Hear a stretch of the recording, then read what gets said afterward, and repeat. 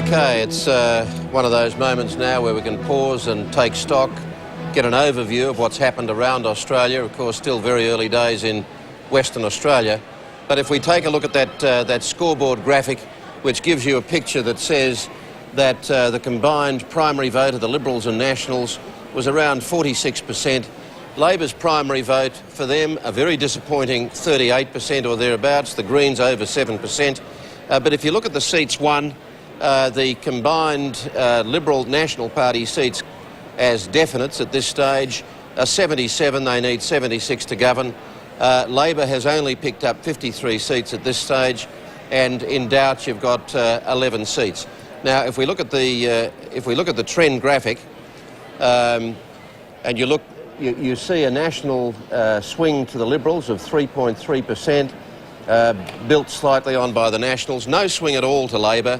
2.2 to the Greens, the crashing of the Democrat vote, and once again you see that correlation between what used to be One Nation's vote of 3.1% gone straight across to the Liberal Party as part of their 3.3. We might also now look at the chamber graphic, which will include our computer prediction. Yeah, well, we're going to go straight to the prediction. We're factoring in some of the results from Western Australia, which of course is still to come. But at this stage we're saying the coalition is up to 85 seats. The Labor Party's on 62.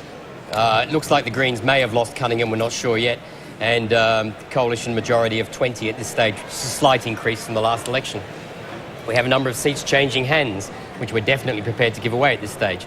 We are saying that the Liberals have gained Wakefield, they've gained Bass in Tasmania, they've gained Greenway in Western Sydney. And Braddon. They've gained Braddon in Tasmania, and the Labor Party looks to have picked up Cunningham, though it is difficult to pick apart the preferences there, but the Greens are running third, and they're going to have to rely on minor party preferences to get ahead of the Liberals.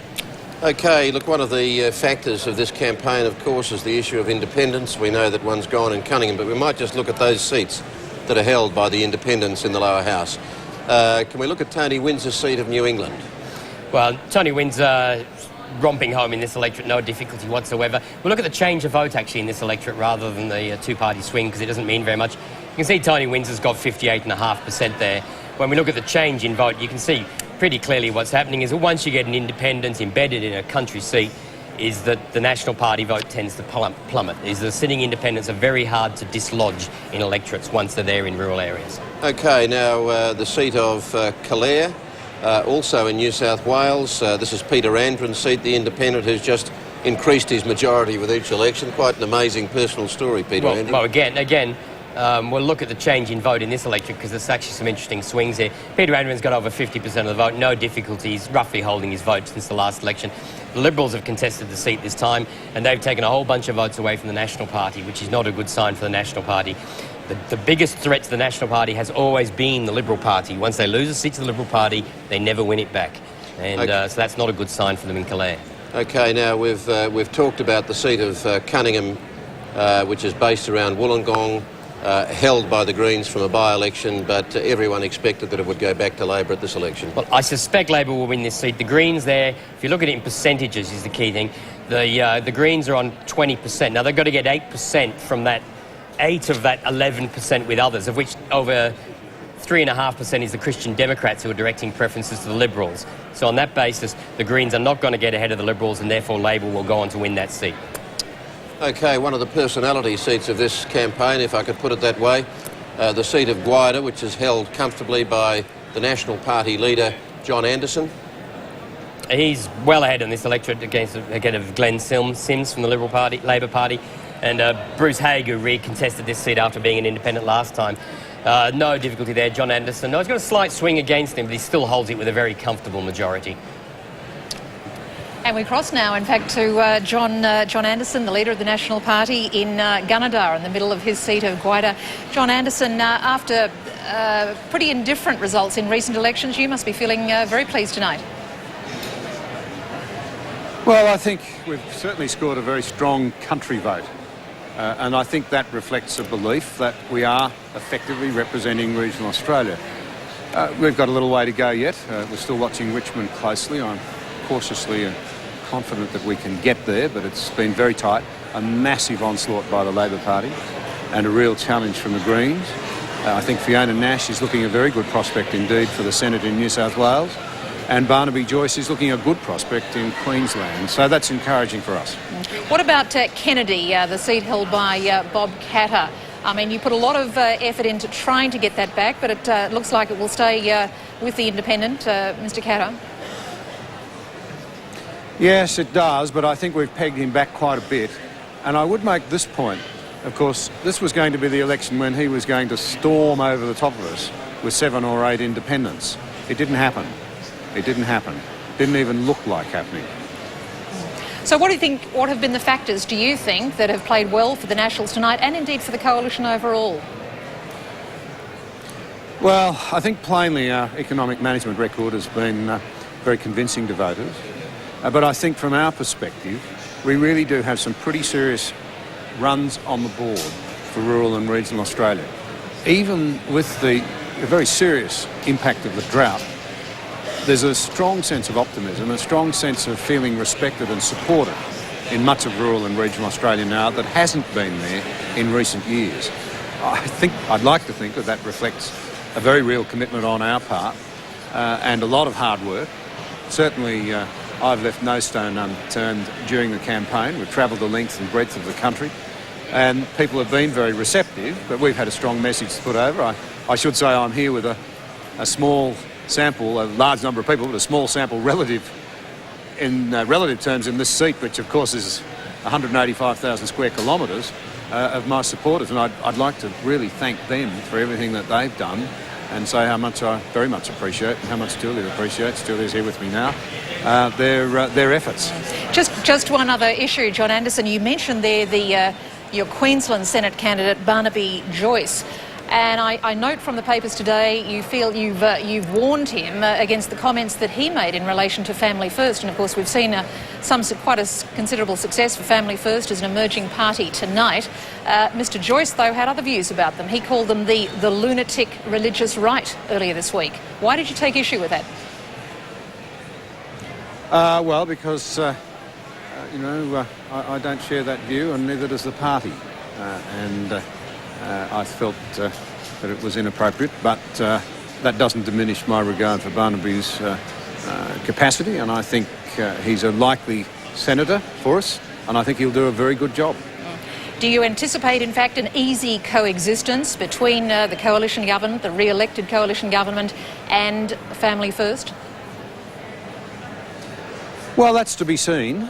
That's to be seen, but at this stage, in as much as I've had contact with them, I found them reasonable. I found them very committed, of course, to family values. That's what they're about. And of course, that's something that's pretty close to my philosophy as well. All right, John Anderson for that. Thanks very much. Thank you very much. Good to be with you. Now, this would be a good point, I think, to look at some of the groupings of seats, particularly bearing in mind what Labor was targeting and what they had to win government. The story of Brisbane, the marginal seats of Brisbane, Anthony? Well, we've pulled up all the marginal seats onto one graphic for Brisbane, and if I can see the graphic, thanks. The Liberal Party, as you can see there, the Bowman, the swing's been 5.9% to the Liberal Party. The Labor vote is up in Brisbane, so that's the positive sign. That's but then the seat of. There's been a swing to the Liberal Party in Dixon, a swing to the Liberal Party in Ford, a substantial swing, in fact. A swing to the Liberals in Longman, a swing to the Liberals in Moreton, and a swing to the Liberals in Petrie. So all those key marginal seats in Brisbane that Labor needed to pick up, the swing has actually been to the sitting member for the Liberal Party. So Brisbane has been provided no inroads for the Labor Party whatsoever. That and of course Queensland is a poor state for Queensland right now. So I mean, obviously there are going to be some awkward questions for them there. That's right. Now, sorry, what about the seats around Sydney? Well, the next graphic we'll look at is the graphic for Sydney, and as you can see here, De Bell, there's a 5% swing to the Liberals. In Greenway, it's a Liberal gain, there's a 6% swing to the Liberals. Hughes, not much change there. Lindsay, a swing of 2.2% to Labor, so that's one of the ones where there has been a swing. Macarthur, a 3% swing to the Liberals. No swing in Macquarie. 1.3% to Labor in Parramatta, which puts them just slightly ahead, and no swing in Robertson. So again, Labor has not made inroads apart from Lindsay and Parramatta. The swing's been the wrong way for the Labor Party in Sydney. Okay, and so once again, New South Wales, a very poor performer for the Labor Party federally. Now, South Australia, where Labor pinned again a number of its hopes. Let's look at the grouping of those South Australian marginals, Anthony. Well, as we've seen there, the Labor Party, we say they've gained Adelaide. I'd always, given the postal vote performance at the last election, I'd always be very cautious about writing Trish Worth off. The Labor Party is ahead in Hindmarsh. The Liberals are ahead in Kingston. Both of those are absolutely line ball there, but under 0.5. Macon, the Liberals are ahead. They've suffered a swing. There's been a swing to Labor, but Liberals are currently ahead in Macon. And we've got Wakefield as a Liberal gain, which possibly, if Labor doesn't pick up any seats, reduces them to just 2 seats in South Australia, which would be proportionally their worst result on record. Nick Minchin, since that's your home state. Well, this is very, very discourteous of me not to give you the opportunity to comment here. Thank you, Kerry. I must say it's a tremendous credit to our 2 candidates in Wakefield and Kingston that they've taken a Labor shadow minister and Martin Evans to the wire. Wakefield does look like a gain, which is a tremendous result. We've still got issues in Adelaide and Hindmarsh. We'll have to leave them in the undecided category, I think, tonight, and hope that the postals and pre-polls get us over the line there. But this was a state Labor had to make at least a gain of 2 seats in. At this stage, they haven't made any, and in fact, they might go backwards. And for all the talk of Labor holding every state and territory, when you looked around the states and the problems that various Labor governments were having there were really only 2 states, it seemed to me, that stood out where the Premier was a plus for Labor. Yeah. One was Victoria, the other was South Australia with Mike Rann. I agree with you, and in Victoria we've had a 3.4% swing to us in Victoria, a great result for us, and I agree with you. Rann is a very populist Premier and has taken away the stigma of state Labor governments, which should have been an asset to federal Labor. They haven't capitalised out on that at all, and it's another disaster area for Labor. Well, swings and roundabouts there, Nick. Again, your home state. The fact that he's so good in New South Wales that it's a problem federally for them, but good news for Labor in South Australia at their next election. Well, he's a populist, and most populists get caught out eventually, and the state Liberals have got a couple of years to do that.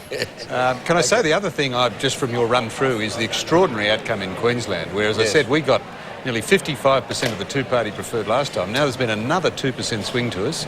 Great credit to the Queensland Liberal Party. But this is a disaster for Labor to have gone even further back in a state like Queensland, which is just critical to a party winning government in this country. Which, of course, the further it builds, ultimately you've got to be a little bit nervous that at some point it's going to start turning the other way. And the higher you build the totem, potentially well, true, the but bigger we've got a lot of fat. Eventually. You know, we're building up a lot of fat. All true.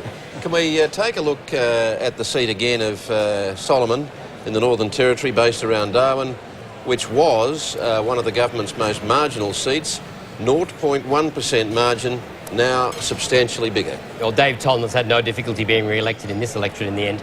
He's got 48% of the primary vote, 39% for the Labor Party. And after the distribution of preferences there from the other candidates, we've got 21 and 24 booths. And there's a swing at 2.3% to the Liberal Party, and Dave Tollner has been returned.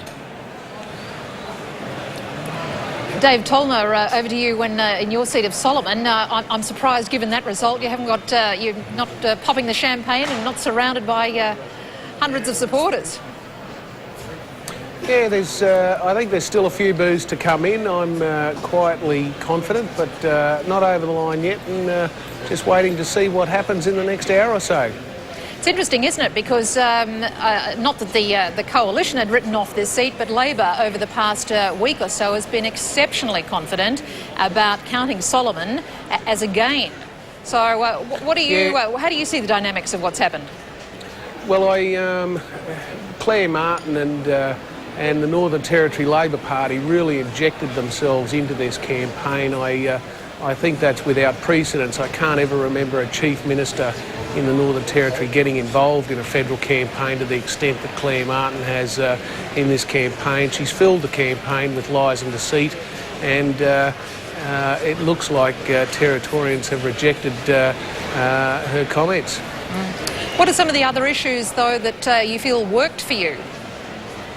Look, I think a couple of visits from the Prime Minister had a seriously good impact.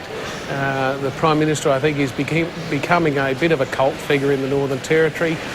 He's the man who delivered the railway.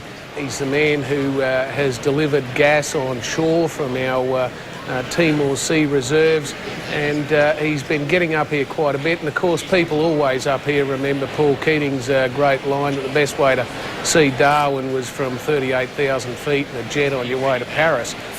So I think the fact that the PM has such a feeling for the people in the Northern Territory had a lot to do with this campaign. And of course, you didn't mention the dollars for the Darwin Hospital.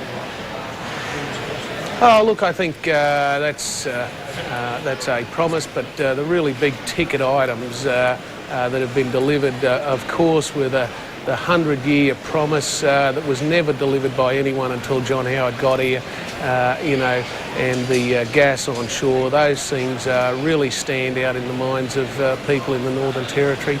But as I say, I'm not saying it's a one race at this stage, but things are looking good. All right, Dave Tollner for that. Thank you. Thank you. We now will take a look again at some more of those regional groupings. We might have those seat groupings. Can we look at regional Victoria first, Anthony? Well, there has been, as you can see, there was a list of about 6 seats. These were the key marginals in regional Victoria. The minus sign means that in each seat, all 6 of them, there's been a swing to the coalition. In Ballarat, Bendigo, which were Labor held, Corangamite, McEwen and Millen, which were Liberal held, and Gippsland, which was National held. The swing has been to the coalition in all 6 seats. A similar picture is seen when we look at the graphic for Melbourne, which covers those regional seats in Melbourne. And if you look at them, you've got Aston, a swing to the Liberals. That puts Aston up to about 13%. That's a very safe seat now, probably safer than Kooyong. Casey, 4%.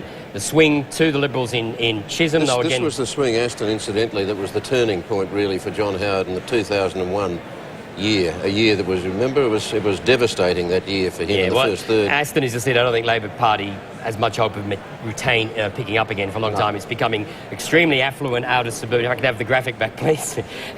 Thanks, Deakin.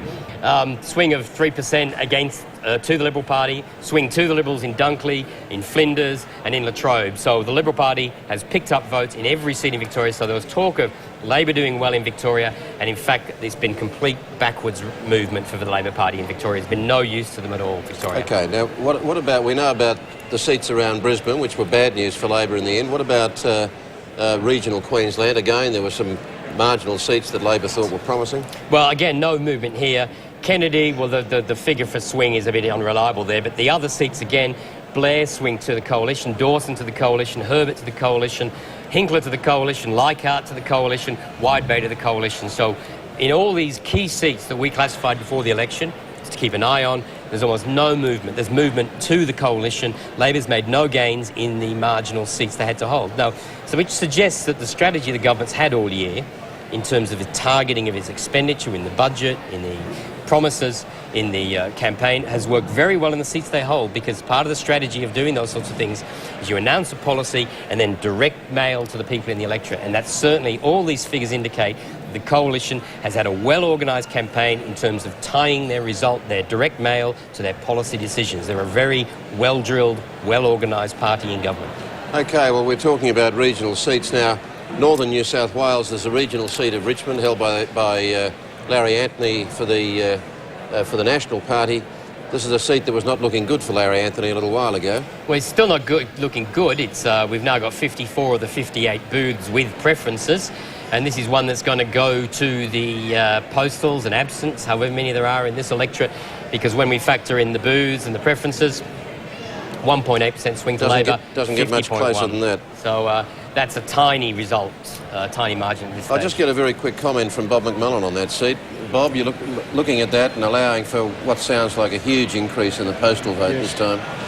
Well, it's going to be hard to win, but obviously it's one of those where we're actually making some headway and we've still got a serious chance. And there's no necessary reason. The pattern where postal votes used to run against us is a bit old hat, you know. There's no reason why we can't, in postals and absence and other issues, do as well as we do in the electorate in the polling booths. So I'd say Justine Elliott is the slight favourite to win, but as you say, it doesn't get any closer than that. 50.08 on the last figures I saw, yes. OK. Let's come back and take a closer look at Kennedy, based around Mount Isa, and the somewhat quirky character of Bob Katter. Well, we won't look at the swing in this electorate, we'll look at the change in vote, because the interesting thing with Katter, he's one of the independents who was elected as a national and deserted in 1996. The 3 independents elected who did that all lost the subsequent election. And if you look at the change in vote, Katter is in fact had a little bit of that occur to him because the National Party vote has recovered. That's a quite different pattern to that we've seen in Killare in New England with independents who are elected as independents. So he has suffered a bit for that reason. I suspect his vote's down slightly, and the Nationals have picked up a lot of that One Nation vote. So Katter is back, no difficulty at all, but he hasn't had quite the same sort of result that Peter Andren and Tony Windsor had. Okay, another regional seat, but this one in Victoria, McMillan. This was a Labor seat, but it's now on paper after a redistribution a Liberal seat. This is a seat we haven't been classing as a gain for the Liberals at this election because on the new electoral boundaries, Christian Zara needed a swing to him of almost 3% to win this seat. In fact, he's gone back the other way and Christian Zara has been defeated because the swing, when we look at the dial, is in fact to the Liberal Party, and Russell Broadbent comes back to Parliament for the third time. It's quite a plugs away, keeps going, and Russell Broadbent has been re-elected as a member for McMillan, having been defeated there and in Coronella in the past. Okay, now the seat of Eden Monaro. This, of course, is of special interest. This is the genuine litmus test seat. It has its idiosyncrasies, but it just happens to have gone with government at every election since 1972. It has a sitting Liberal in Gary Nairn, but it was very tight again. Not now. No doubt here, and Eden Monaro has continued the trend. It goes with government. Gary Nairn has got a substantial lead on the primary votes, and there's no way the Green preferences can assist the Labor ahead in that one. And there's a swing of 0.2% to Gary Nairn in that electorate. Okay. We're going to cross now to Gary Nairn in the middle of Eden Monaro. Gary, is the surprise of this 2004 result for you that, in fact, there's no surprise? Sorry, I missed that then. I was just saying, is the surprise of Eden Monaro this time around that, in fact, there's no surprise? Well, it's looking very promising, obviously. Small swing you're predicting. Some others are predicting a slightly bigger swing. There's still some sort of rather large booths to be finalised, but certainly looking very, very positive, and we're very happy here. In fact, has there been a constancy about the trend in your seat? Because I know my colleague Mark Bannerman from the 7:30 report, he has been coming back to the campaign in Eden Monaro, and in fact has consistently reported that in fact there hasn't been much of a mood swing against the government at all. Well, I've sort of certainly felt very strong support right around my electorate in recent times, and in fact, right through the 8.5 years that I've represented Eden Monaro, I think we've had some very good things happen in the region, and I think people are rewarding me and the government for that. Do you think you've also been advantaged by the fact that extraterritorial issues, if you like, have intruded? The fact that the New South Wales government is certainly copping it over various service issues, and the ACT government as well has been criticised for the placing of a jail inside Eden Monaro. Well, they may be issues that have influenced people. Certainly, the hospital system in our region has been very poor under the state Labor government. It probably didn't help them, but it's hard to know just how much that would influence people in a federal vote. But they are issues that have come up during the campaign. Well, certainly that sentiment was there, wasn't it? Yeah, I think it was to a certain degree, and. Certainly, Bob Carr sort of came into the electorate only 2 days before the poll to supposedly make a big announcement, but all the locals said, what are you doing? That was announced over 12 months ago. So it was seen fairly cynically, so I guess it didn't probably help the Labor candidate much. All right. Gary Nairn for that. Thank you. Thank you.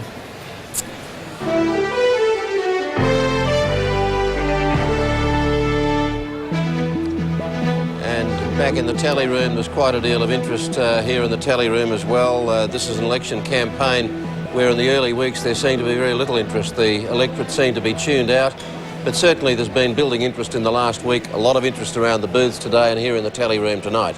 Time to take an overview of this election, an election won by John Howard, who has been returned for a fourth term. For him personally, a historic win because it guarantees that just 2 months from now, he'll pass Bob Hawke as the second longest-serving Prime Minister in Australia, second only to Robert Gordon Menzies, of course, one of his icons. Now, looking at that scoreboard graphic, you can see the story there, that combined primary vote to the coalition of 47%, This is with 57% of the vote counted. Labor's primary vote coming in at less than 38%. The Greens around 7%. The Democrats right down. And if you look at how that translates, if you look at the national trend graphic, it will show you that there is a swing to the Liberal Party of around 3.2%. Put the Nationals on top of that, 3.6%. Absolutely no swing one way or the other to Labor. Gain of 2% to the Greens.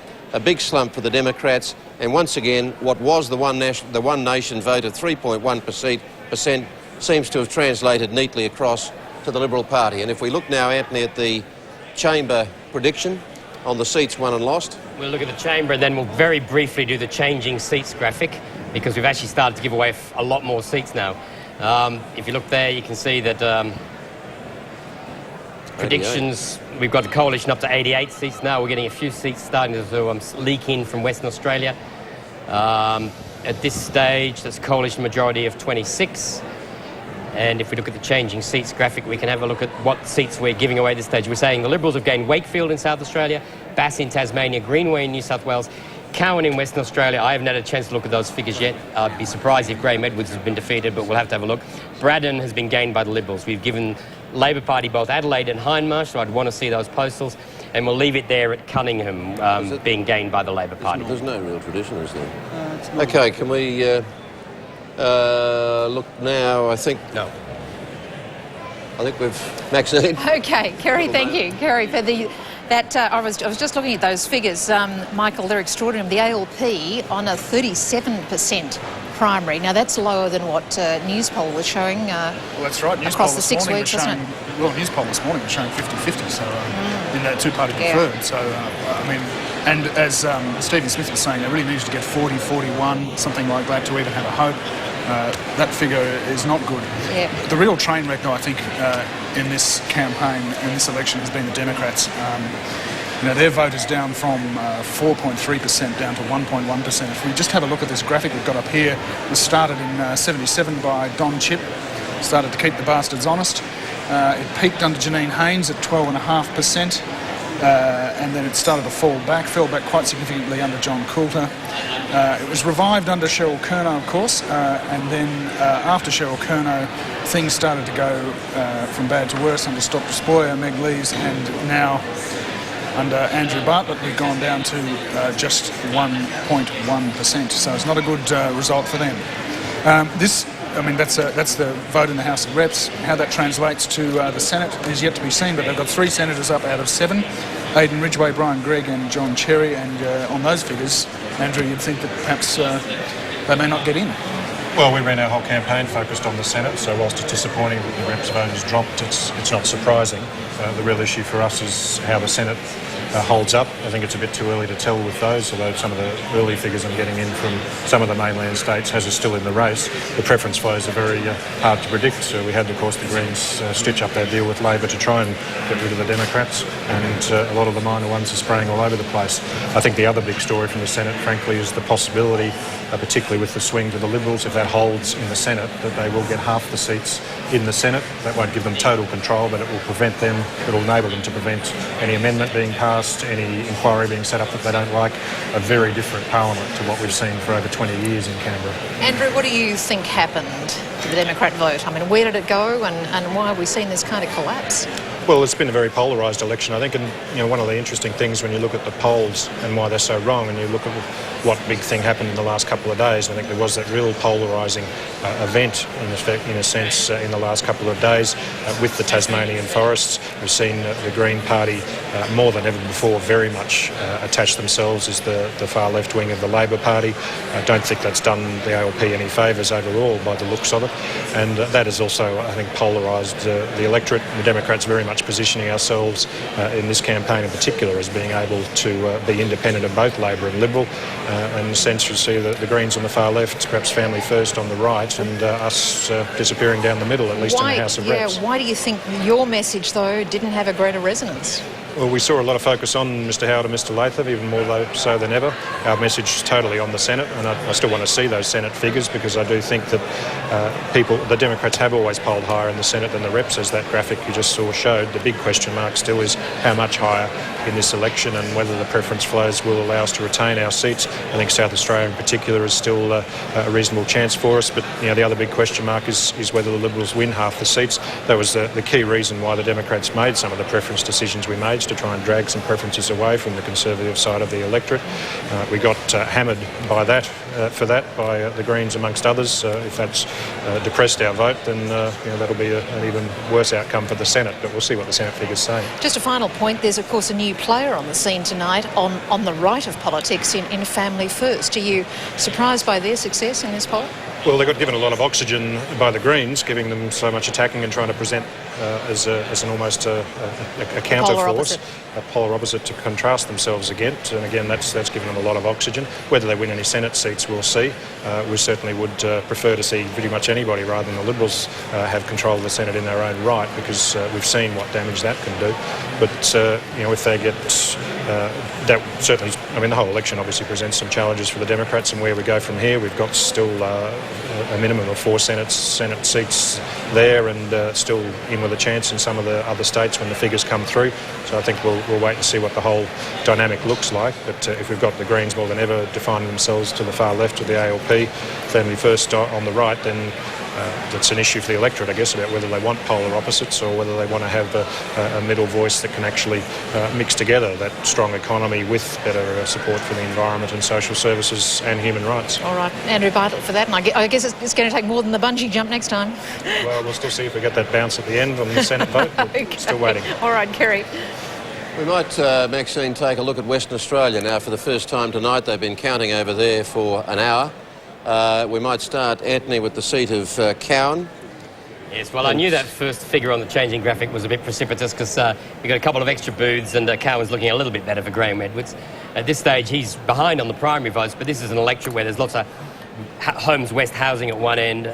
Oh, no, that's Stirling. I'm getting confused there, but it does have patches of good and bad booths. At this stage, the Labor Party is behind on the primaries, but we've got 4 of the 35 booths. The swing's 1.8% to the Liberals. That would have to be much bigger for Graham Edwards to be defeated in that seat. So we'll take Cowan back off that changing seat. OK, what about the seat of Swan? This is a Labor-held seat with a 2% margin. We've got Andrew Murphin's well ahead at this stage, but this is quite an early count. We've got 2 of the 38 booths. Just out of interest, we'll show the swing, but 2 out of 38 in that electorate.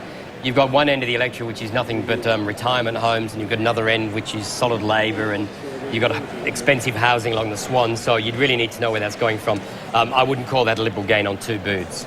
OK, can we look at Canning, which is the second most marginal Liberal seat in the country, held by Don Randall for the Liberals with a margin of 0.4%. Well, on the 4 of the 46 booths we've got so far, he has no particular trouble, because Labor's on Kay Hallahan, the Labor candidate there. It's the 3rd attempt for the Labor Party to get a candidate up in that seat, because the first one passed away, unfortunately, and the second one was disendorsed or resigned or something. But when you look at the swing that's going on in this electorate, there seems to be a 6.5% swing to the Liberals. I mean, given the changes in candidates, it was always a very difficult seat for the Labor Party to pick up. OK, well then there's the seat of Stirling, which is held by the Labor Party, but for some time now, Labor has been worried about whether they were going to be able to keep it. This is a margin held by Jan McFarlane with a margin of 1.6%. She had that rather unfortunate talkback experience very early in the campaign. Well, yes, that's one reason why parties don't often let their candidates talk on policy on radio these days. But there just happened to be a television camera in the studio at the time. That was one of the few debates that went on between candidates on major metropolitan radio. The Liberal Party's ahead. We've only got 1 of 40 booths, and that's indicating a 2% swing at this stage, which would put the seat in doubt with the Liberals ahead. We want a lot more counting in that electorate before we can use it. OK, now another one of our high-profile seats. This is the seat of Hotham in Victoria, held comfortably by Simon Crean, who was, for most of this last term of government, the leader of the Labor Party. He's still the shadow treasurer. Let's look at this seat. Well, he's won comfortably. His vote's over 50% on the primary votes. The Liberal Party's Jennifer Mariner has got just under 39% of the vote. Again, you see the Green vote drop away as you get away from the centre of the city. 3.8% swing against Labor to the Liberals. Again, as we're seeing everywhere in Victoria, a swing to the Liberal Party in Victoria. It's been Labor's best state at the last three elections, and that this election, it seems the tide seems to have gone out for the Labor Party. In fact, we'll cross now to Simon Crean in the seat of Hotham. Simon Crean, first of all, in terms of the Victorian result for the Labor Party, it's gone backwards. Why? I'm sorry, Maxine, I'm having really great difficulty hearing. OK, just repeating the points there that Anthony Green was making. The Labor vote in Victoria, of course, a state that was expected to deliver some gains for Labor. The vote, in fact, has gone back. Why? Well, I think that when we look at this campaign, we'll see that it's been a triumph of the big lie being sold over the positive message. Now, I think that's unfortunate, but we have to face the reality, Maxine, and obviously we'll have to assess that in the way in which we do in the aftermath of this. But I still believe far better for us to be out pumping the positive message. We had a very good story to tell. When you say... but it wasn't sufficient on this time. When you say it's the triumph of the big lie, how did, if you like, in your terms, how did the Coalition get away with that? I mean, you had some interesting and fairly effective exchanges with your own counterpart, Peter Costello. Mark Latham is an effective communicator. What happened that you feel that, as you say, the big lie has triumphed? Well, I think that two things. One, it was the only message they effectively ran in the whole campaign. They hardly had any policies except where they were trying to catch up with us. And secondly, they spent a fortune advertising it. I mean, the number of ads that were put out simply talking about interest rates going up under Labor, that when there was not one economic commentator in the country that agreed with them, they couldn't name one, and whenever they were engaged in a debate on this, they couldn't prove the point. No wonder they stayed away from debates, because all they did was spend money advertising the lie. But I'm wondering if you aren't seeing this too narrowly. I mean, the fact is Australians are enjoying record prosperity. We saw the latest jobless figures that came out the other day, particularly in a state like Queensland. I think 4 out of 10 new jobs are created in that state. Surely that's a situation that you also had to deal with, and it played very, very effectively for the Prime Minister. Yeah, well, I think that's also right, Maxine, that in circumstances in which there is strong economic growth, that tends to favour the incumbent. What Labor had to do was to demonstrate that it could manage that growth better, redistribute it better, and that's what we set about doing. That's why we set about the task of demonstrating that all of our policies would be costed and funded, etc. But there's no doubt that incumbents benefit from circumstances of a strong economy. But as everyone knows, the basis for that strong economy was laid through the previous Labor government. And what we had to demonstrate was a preparedness to not only retain that mantle, but build on it. I think that there have been wasted opportunities despite the strength of the economy. What about that was a message that we'll continue to promote. What about wasted opportunities, though, in terms of the marketing of your own tax and family package? I mean, it came out in the middle of the campaign. It was a complex package. It wasn't until the last couple of days, in fact, that there were full newspaper ads explaining to particular family groups how they would benefit. Well, I think that the tax and family package was one that was really done in stages. Of course, we'd had the Medicare, the saving of bulk billing, that was out well in advance, as was our education policy, as was our families policy in terms of the baby care payment. We got ahead of the government on that. What we really had to do, though, was to do proper analysis on what we could afford by way of the tax and family tax benefit system. They've got a very complicated system. We had to try and simplify it in a way that not only put money in people's pockets, but also gave encouragement to participation in the workforce. The big challenge in terms of lifting participation and not discouraging hard work. Now, I just hope that the government actually picks up some of the good ideas that we've promoted because we by far had the reformist policy. What we weren't successful in doing was getting that across over the big lie and over the basic sense of security that the Australian public felt because of the strong economic context in which we fought this campaign. Simon Crean, thank you for that. Thanks, Maxine. Okay, this might be an opportunity now to start looking at the Senate seats, and of course what's at issue in this campaign in the Senate is who's actually going to end up with control, and whether the Liberal Party can actually put itself in that position in this election. Anthony, can we look at Tasmania, where the issue was whether the Liberals could get the third seat? Well, this is quite remarkable because the Liberals have clearly got the third seat. Labor's only got 2.3. The Liberal vote is 4% higher in the Senate than the House, and Labor's vote is 11% lower in the Senate. So, and the Greens' vote is about 6% higher.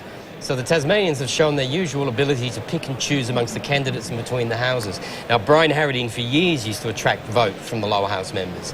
And it seems the Tasmanians, something which I've not seen before, have maybe voted for Labor members in the lower house and the coalition in the upper house. Very peculiar. The one caveat I'll put on this, Tasmania is the one place in the country where a lot of people vote below the lines, and there may be a bit of sort of carving up of votes here and preferences wandering all over the place. As anyone who's ever tried to scrutineer a Tasmanian ballot paper will well realise, just because the Liberals have got 3.3 doesn't mean they'll still have 3.3 by the end.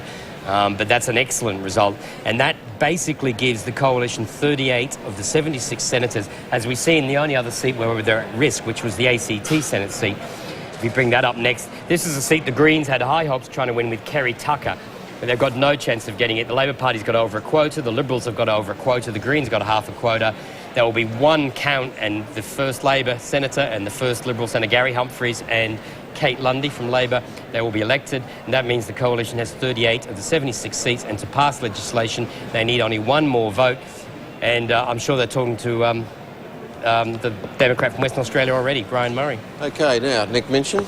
Well, since you're our senator on this panel tonight, and you'd be well aware of the significance of this, what are you going to do with 38 senators? Well, as Deputy Leader of the Government and the Senate, can I say this really is historic, that we have clearly been able to secure half the Senate. As you know, with 12 senators from every state, it's impossible for anybody to get a majority, I think, but to get half really is very significant. It means we can stop the Senate doing ridiculous things, and we only need one vote to get our legislation through. I think this gives us the opportunity to implement the policies for which we now have a clear mandate. To sell Telstra, for instance? Well, you know, we went to this election again saying that our policy was to sell Telstra. And I think one of the things after July the 1st, when the Senate does change, is that we will seek the legislative authority for a sale. We won't sell until it's in the country's national interest in terms of the price we receive for the shares. But this is a very historic occasion in terms of the government being able to implement its mandate.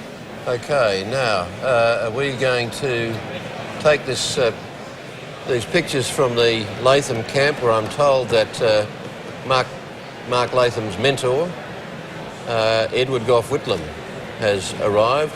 We're still waiting for a signal as to when Mark Latham will appear to concede, perhaps after the Western Australian figures become a little clearer.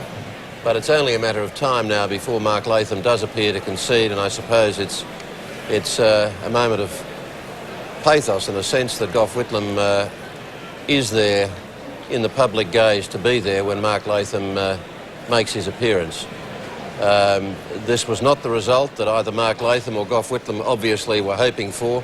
There's been no swing to Labor nationally at all. Labor could well end up losing ground in terms of numbers of seats and in the Senate. And in fact, while we're waiting for Mark Latham's appearance, Anthony Green, I'm throwing this one at you, I know, but can we take a look at the seat of Wentworth, where I understand Malcolm Turnbull may be across the line? Yes, we got rather sort of wrapped up in covering who's won the election and missed out on Malcolm Turnbull's victory. Malcolm Turnbull has won this easily. Let's have a quick look at the preferences. Peter King finished third. When we distribute the preferences, and they've been counted between Liberal and Labor, that when we distribute those preferences, the majority went to Malcolm Turnbull, and he has won that seat. There's a 2.5% swing to Labor, but Malcolm Turnbull has entered federal parliament. Okay, well, that's going to make things interesting again, Nick Minchin. Perhaps the swan song term of John Howard and presumably Peter Costello's ascension with now Tony Abbott and Malcolm Turnbull in the wings. Well, I won't comment on the former things, but can I say, as someone who was on the other side of the Republican debate to Malcolm Turnbull, I welcome something like welcome, son. I do welcome Malcolm. I think he'll be a real asset to the Coalition Parliamentary Party room, and I congratulate him on a good victory. Okay. Now, Maxine, you've got Stephen Smith with you. That's right. Stephen, let's just go over your home state first of WA. Give me the snapshot of that. Well, Max, can you firstly give me an indulgence to all those people at the Bayswater Hotel in my electorate? I think that's fair enough. Thanks very much for all your help and support, and to my state parliamentary colleagues, my own office. Thanks very much for your efforts. On the information I've got, we'll hold the seat of Perth. There'll be a swing against us, but we'll hold it. And What's the nature of the swing against you and your seat? My last cheerio, Maxine. That should be a blessed relief to my mum and dad currently at my office. In my inner city areas, there's a sort of a 2% swing against me on our primary vote. The implications that has is that in Stirling, that will translate there. And the information I've got from Stirling is that our primary vote's up by 1, but the Liberal primary vote's up by 4, the Green primary vote's up by 1. So Stirling is, as we expected, a difficulty for us. In my outer areas, so in my Labor heartland areas, the swing on the primary vote's a bit bigger, 4 to 5%. The implication that has for Cowan is that we're looking at a 4 to 5% swing in Cowan, so whilst Cowan is a worry, the swing is knocking on the door, Graham Edwards' personal standing should see that okay. But that has a similar implication for Hasluck, which is to my east, and currently we're experiencing some difficulty in Hasluck. Canning we've got no show, and Swan, because it's across the river from me, is experiencing that same sort of 2% swing. So Swan is neck and neck, Stirling we're in trouble, Hasluck is a worry, and Cowan might. But can you call it? Can you say you think you might be it's very early days, but we could be down Stirling and Hasluck in Perth on a bad day, on a very bad day. Swan as well. Okay. This is the point of the evening where we get to the deep and meaningful stuff. Your primary vote looks to be about 37%. What happened? Well, Labor can't win a federal election unless its primary vote's got a 4 in front of it, and that's in a sense the simple explanation. Well, the obvious question is why didn't we get more votes? I think if you said to me, give me the single biggest thing as to why you haven't won, the government has the political benefit of 14 years of economic growth. The nation has that benefit as well, and that's a good thing. But trying to persuade the Australian public that in a prosperous time when the country's well off, that you can actually have a better education system or a world-class health system is a tough ask. And there's no doubt that they were very successful with their campaign, which was essentially, we've presided over a low interest rate period and don't put that at risk from something you don't know. Now that's a difficult hurdle to get over. Now we're obviously going to have to do our own exhaustive analysis, but it's the rare occasion where the Australian community removes from office a government in economic good times, and we've had economic good times for 14 years. Now, I think that long-term political mistake we've made is that from 1996 on, we never actually argued that the fundamental changes we'd made to the economy to open it up were good things. And that's been a substantial part of the benefit we now see. We didn't argue that. And so all we've copped over the years is the political odium that comes from some of the mistakes we made. We copped the political odium from some of the economic mistakes and some of the excesses of style that went with those economic mistakes, and we're still suffering it now because we haven't been out there since 1996 arguing our economic case. And you can't argue an economic case over a 5 or 6 week period, particularly when the opposition, when your opponents only have one message with a ramped up advertising campaign. The final question has to be, and I understand certainly there's no doubt the party has united behind Mark Latham. since the leadership challenges of last year. But the question for Labor has to be, could you have done better tonight with Kim Beazley as leader? Well, Max, it's a nonsense hypothetical question with respect. No, it's not. You know, well, I can't tell you the answer. There are two options. Kim Beazley could have taken Labor to a what victory tonight, or could he not? I don't know the answer to that question. What I can tell you is the party chose Mark. And from the moment Mark became leader, I think he has performed above expectations. I think he's performed very well. And most importantly, when he's been under the national spotlight, when he's carried the mantle of, you know, the microscopic view of the nation, he's conducted himself as if he were a Prime Minister. So we at least emerge from this defeat with a person who's gone from being an untried opposition leader to a person who I think the community will say that's the person who could be Prime Minister of the country. All right, Stephen, for that, thank you. Thanks, Max.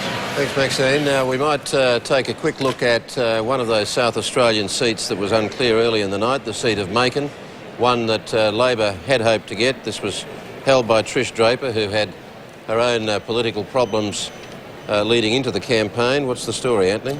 Well, she's ahead on the primary votes. There's 3.7 with the Greens, 4.8 with Family First, 3.4 off with others. And we've got 33 of the 35 booths with preferences. The swing is 2.8%. It would be unlikely that that would be turned around at this stage, so that's a Lib retain. And we cross now to Trish Draper. I know you've been waiting very, very patiently there in Macon. And, I mean, this must be an encouraging result for you tonight, given that at a certain point in this campaign, I'd argue, your seat was being written off. Hi, Maxine. We're very pleased with the support that we've had from the constituents here in Macon. While we were campaigning, we had a lot of support on the ground at our shopping centre visits, at the electorate visits, and we're just very pleased with this result. What was instrumental in your success, do you think? I'm sorry, I couldn't hear that, Maxine. What do you think was the key to your success tonight? Well, I think what's been very important for many constituents in my electorate of Macon is the fact that they are worried about their mortgages and they are concerned about interest rates, and they've voted overwhelmingly to support the Prime Minister one more time, John Howard. They're looking to him to lead the country, and I think they'll be very pleased with the result also. All right, Trish Draper for that. Thank you. Thank you very much. And we might now take another look at Western Australia. The seat of Hasluck is a seat held by Labor on a margin, I think, of about 1.8%. Sitting Labor member Sharon Jackson, and she could well be in trouble. Well, she's a sitting member, though Stuart Henry did seem to send out a few letters in the campaign suggesting he was a sitting member. And on these early figures, he may well yet get that right after this election. 47.9% for the Liberals. This has got a real mix of affluent hillside suburbs and other areas which are more strongly voting for Labor. We've got preference counts in 7 of the 35 booths, indicating a 3.8% swing, which has got the Liberals ahead. At this stage, that's still in doubt. Have to wait for some more votes, but that's a good result so far for the Liberal Party in Hasluck. OK, the seat of Stirling, another marginal Labor seat, one that was right on the line in this election, held by Jan McFarlane with a margin of 1.6%. Well, she's got a real battle on her hands at the moment. The Labor Party primary vote is down. The Liberal Party primary vote is up 7.5%. And that's translating into a preference swing of 5.1% to the Liberal Party and a safe gain for Michael Keenan. That's 7 of the 40 booths, and Jan McFarlane looks at this stage to have been defeated by Michael Keenan, though that is an electorate which has got two quite distinct ends to it. OK, the seat of Swan, which was locked sort of 50-50. Labor holds this, Kim Wilkie, with a margin of 2%, but that was roughly the amount of the swing. Well, we've got 6 of the 38 booths at this stage. Labor Party is behind. There's a stronger Green vote in this electorate at this stage. And we're factoring in, once we've actually got some preferences in 6 booths, the swing is 0.9%. So the Swan certainly looks like a better result for Labor at this stage than Stirling or Hasluck. OK, just very quickly, Bob McMullen is an old Western Australian. What's your explanation as to why, and the word was going out, going back months, that Labor was not doing well in Western Australia? Well, we did do quite well in Western Australia last time. It was the 2 states where we did badly last time and should have picked up were Queensland and South Australia. We were battling to hold the line in Western Australia. I had some hope we'd win Kalgoorlie, but we had that tragedy, and even though the replacement candidate was terrific, it was too late, I think. I always thought Stirling was going to be very hard to hold. I know the demographics of it pretty well, and I thought we'd hold Swan because I used to live there. I know it pretty well. Hasluck was the one that I thought we might hold out against the trend because it's got a good solid base as well as some areas that are much less strong for us. I thought Sharon Jackson might hold that, and I wouldn't give up on these numbers, but that's looking harder. Stirling's always the hardest seat for us to hold of all those West Australian marginals. No, I don't think our West Australian performance overall is our worst performance. I'm more concerned about what's happened in some of the other states where we should have picked up and didn't. Queensland in particular. I think we need to have a look at why we didn't pick up there. Any thoughts? Well, no, it's not what I expect. None that you want to share with us? No, it's too early. That's the most counterintuitive result of the election, I think, that our vote appears to have gone back in Queensland. There was nothing to indicate that was going to take place. You might have thought that Mark Latham was a Queensland kind of guy. Yeah, well, I'm not sure. There's pluses and minuses about that. There are some elements of that. That's one of the reasons why I thought we were doing well in Kalgoorlie, because Mark does have the capacity to appeal to some of those working class people from the mining areas like Kalgoorlie and the Pilbara, and I think he was, and I think the candidate was reinforcing that. So there are some plus elements there, but there may be more profound reasons that we need to think about. That's why you go and do post-election analysis and don't shoot your mouth off on election night. And then don't share it with us. Well, I think you can rely on that. I think his problem in Queensland was support of Port Power in the AFL Grand Final. Which might make Nick happy, but yeah. God, wouldn't you love to know what impact that had?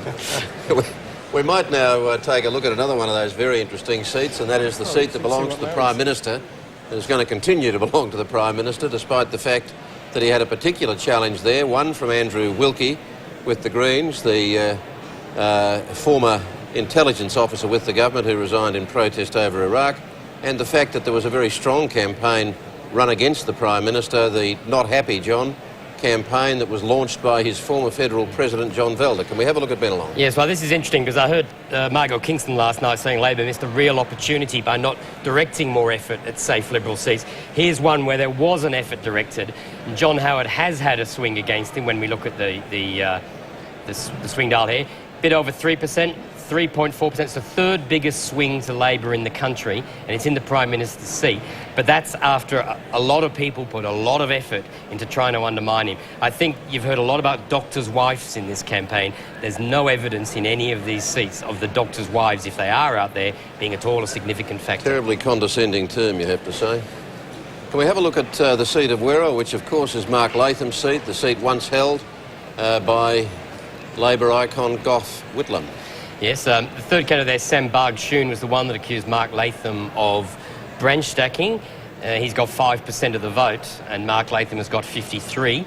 The Liberals got 34.9, 3% with the Greens. The Green vote really does not work in the marginal seats on the outer edges of the capital cities. There's a slight swing of about 0.6% to Mark Latham there, so he's at least increased his majority in his own seat. OK. Now, I'm a little bit... Scoreboard. We'll go straight to the summary, I think, now, to have a look at that scoreboard graphic, which gives you some overview of what's happened on a national basis. And you see there the combined primary vote for the Liberal National Party, 47%. Labor, as we said earlier, 37.8%. Not a good result for Labor at all on that primary vote. The Greens, just over 7%. And if we have a look at the trend graphic, which will give you a feel with the swings. You've got a 3.1% swing to the Liberals, for up to 3.6 counting the Nationals. Absolutely no gain to Labor. Slight swing to the Greens. Democrats lost a chunk of their vote, 4%, and that One Nation Party vote from the last election neatly translating across to the Liberal Party. Very key thing to say about that. The Green vote is up 2%, but Family First is also up 2%. So there hasn't been, I know the Greens will be talking about how well they've done, but there's also been a swing to conservative minor parties. The Democrat votes disappeared, the One Nation votes disappeared, the Coalition's primary vote is well up. So that for all the talk of minor parties and preferences, the key thing in this election is the primary vote of the coalition is high enough, and the sorts of seats that Labor needs to win. This is a bit like the last New South Wales election. The end result will be the vote change overall has not been that great, but the coalition has managed to increase the majority in all its own marginal seats, which means that the next election, Labor has a much tougher task of trying to win. OK, we might also look at the chamber graphic, Anthony, and see what the computer's predicting now in terms of the numbers of seats, particularly that the government has increased by. Well, we've got an overall prediction of 87 seats at the moment, Labor on 60. And that's up from 83. That's up from 83, Labor down from 63 to 60. They've gained Cunningham. It's a coalition majority of 24. This is the first time since Sir Robert Menzies that a government has increased its vote at 2 elections in a row. So I think John Howard, if he does retire, will have matched Sir Robert Menzies in 2 records, in choosing his own departure and in actually managed to increase his election vote several times in a row. Well, he always says, Anthony, that he will go according to the wishes of his party. Right. That doesn't necessarily mean that he'll choose his own timing, but we assume he will, Nick Minchin. Well, I think he's certainly earned that right after what, as Anthony says, is an extraordinarily great historic victory. Twice in a row, to get a swing to the government, to increase our majority. We really didn't factor in increasing our majority. So it's extraordinary, and he is the servant of the party, and he serves at the party's pleasure. But I think he's earned the right to determine his own fate. Well, now that that's on the table, let's try and take that a little bit further. The right to determine his own fate, does that mean that if he chooses to stay for the next 3 years, he will? Well, as I said, that's got to be unlikely, surely. He'll respond to the wishes of the party, and I can't really say more than that. He's been absolutely honest in that. Obviously he'll have his own desires and wishes, and his family's desires and wishes. But at the end of the day, he is the servant of the party, and he's made that very clear. And absolutely no doubt that his successor will be Peter Costello. I have no doubt about that. I'm sure it'll be Peter. Con Shack has been defeated.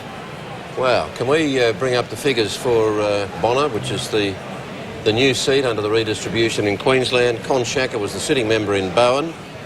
He's moved across to Bonner because it seemed to be a safer option for him. Tell us the figures, Anthony. Well, the Liberal Party is ahead on the primary votes. Con Shacker's running second there on the primaries. 43.8 to 43.3. We've got preference counts in 38 of the 40 booths. And at this stage, it's showing a 2.4% swing to the Liberal Party, which is a Liberal gain now. 50.5, a sitting member with a good organised postal vote campaign can turn that around. But that is not at all what anyone had in mind for Bonner tonight, and Con Shacker's in a great deal of difficulty. Well, there was a point in the campaign, Bob McMullen, where I was told by somebody on the Labor side who you would expect to know these, they were actually beginning to countenance the possibility not only of holding Bonner, or taking Bonner, but keeping Bowman, despite the swing against it in the redistribution. What do you say to these figures? Well, that's almost the biggest surprise to me tonight. I expected Con to win. Always when redistributions happen, it's very hard properly to assess the swing that's needed. People purport to do it with science, but there's a bit more art than science in it.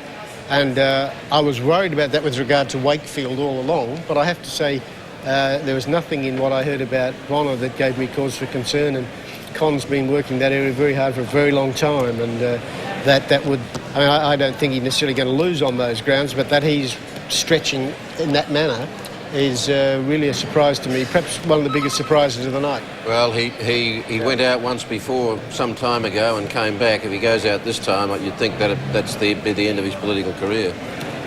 Well, that's up to him. I'm not commenting on that. I'm still hoping he's going to win. OK. We might continue the seat run in Western Australia, the seat of Kalgoorlie we were just talking about. There were some incidents in Kalgoorlie that potentially changed the outcome there. Anthony Green, what's happened? Well, the Labor their candidate died just before the close of nominations, and Tom Stevens, well, he hasn't won this seat, which means he can still run for the seat at the state election next year. Graham Campbell got about 10% of the vote, 10.6% of the vote there.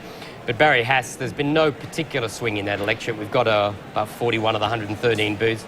At this stage, not a lot of swing occurring in that electorate, but Barry Hass has been re-elected in Kalgoorlie. OK, we'll come back for another look at Hasluck in Western Australia, held by Sharon Jackson for Labor with a margin of 1.8, but where she's struggling. Well, she is struggling at this stage. She's behind on the primary votes. There's not enough Greens there to sort of get her into the lead. And when we look at the percentage, you can see the Liberal vote's 46.9. You're seeing that consistently. The Labor vote's under 40%. The only way they can win on preferences is to win on preferences, and their primary vote's not high enough. So a 3.9% swing to the Liberal Party, and Stuart Henry looks set to be, he's not definitely given away, but Stuart Henry has a chance of becoming the sitting MP there. OK, we're going to jump back to South Australia now, and one seat that was in nobody's calculations is possibly to change hands, and that's the seat of Kingston, where Labor frontbencher David Cox. What's the story? I think Kim Richardson's ahead on the primaries by about 600 votes there. Family First have got 5%, the Greens got 5%. When you factor in the booths... OK, we're just going to break into you now, Anthony, because Mark Latham has just walked into the public gaze, and we assume that he's about to concede. This will be a bitter experience for him, but part of the learning process on his way, he would hope, to becoming Prime Minister at some future point.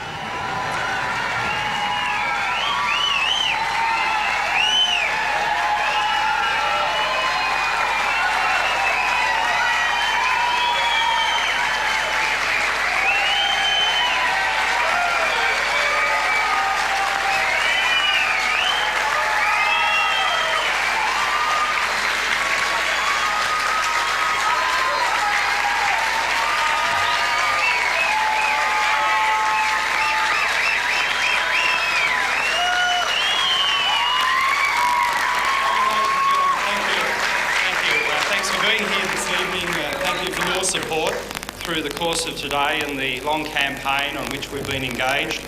A short time ago I spoke to Mr Howard and I congratulated him, his family and the coalition parties on their election victory this evening. I said during the campaign on behalf of the Australian Labor Party that we always honour and respect the decisions of the Australian people, their democratic verdict, and of course tonight is no exception.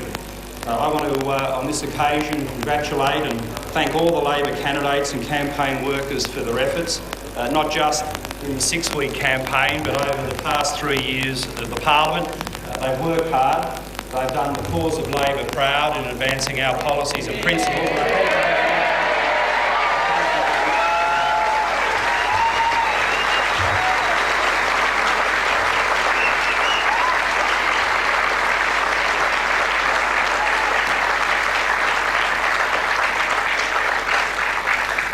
We made a decision to run a positive campaign. We wanted to put forward hope and opportunity for the Australian people, and we'll continue to advance our beliefs and our policies in the Parliament in the coming 3 years. We put forward clear choices to the Australian people, choices about the future of Medicare, about fair funding for our schools, about opportunity in our TAFE and university system, and also in saving the Australian environment and playing a role in the international arena.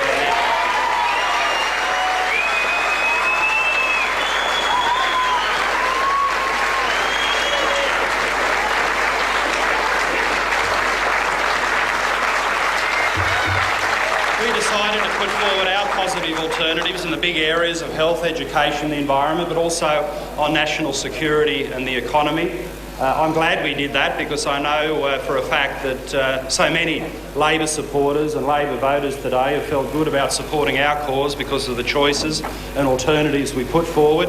We ran on principle, we ran on our positive beliefs about hope and opportunity in this country, and I want to thank the many, many people who voted Labor today, supporting our policies and supporting us into the future. I thank them very much for doing that.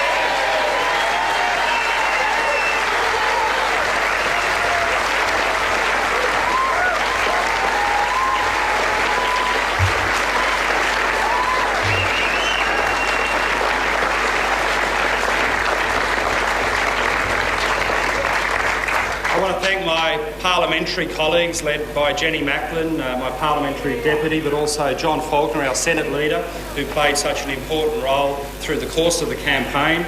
I also want to thank the national campaign team, led so well by Tim Gartrell. They all worked very hard for the cause of Labor, and I thank them very much for their efforts and their contribution.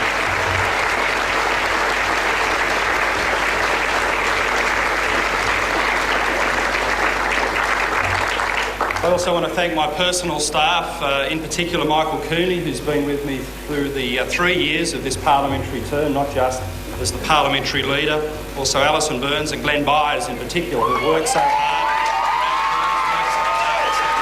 and all the other staff who've been so effective and so diligent in assisting me and assisting the cause of Labor. I also want to thank my family, Janine and the boys. I have the privilege of leading the Labor Party and being able to present to the Australian people our policies, our alternatives, but I couldn't do it without their support in the home. I'm a lucky man to be married to Janine and have 2 beautiful boys.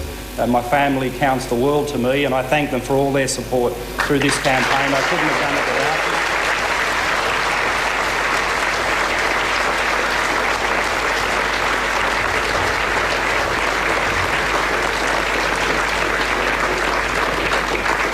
And also my mother Lorraine and my sisters who are here this evening, our extended family and friends.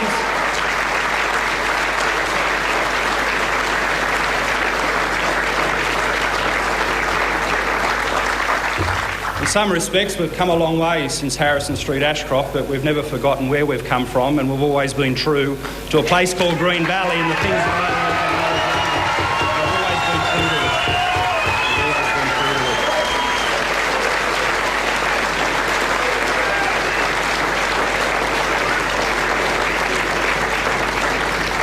And when I say that I thank my extended family and friends, I include very much in that Gough Whitlam, the great man who's here this evening, former Prime Minister and member for Werriwa.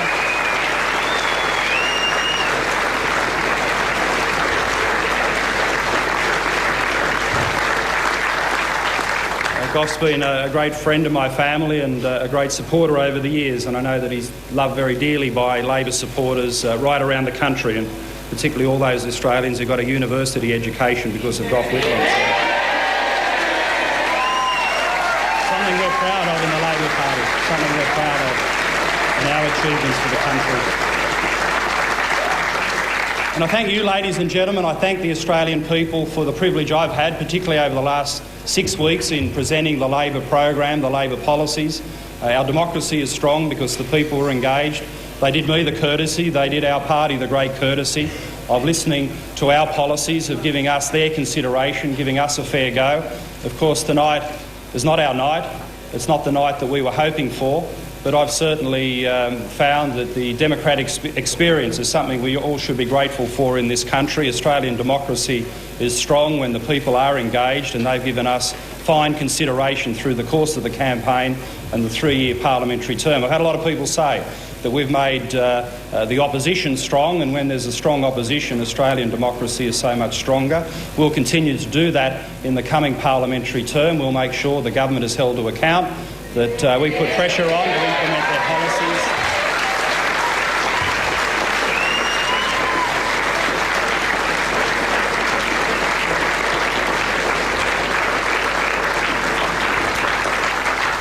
And in a democracy, that's the best note on which I should finish, to thank the Australian people, all those who've spoken to me directly or I've been able to speak to through the media. Thank you very much, and I'll see you again. Thank you.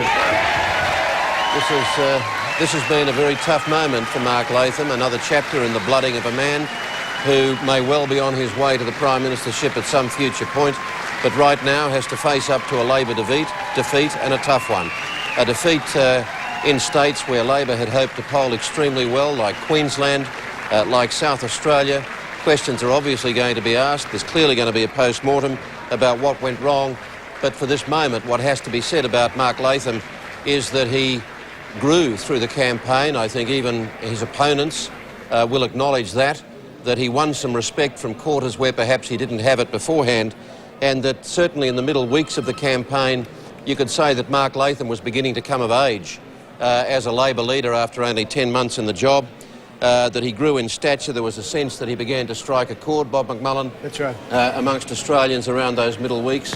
But the bottom line is he's lost.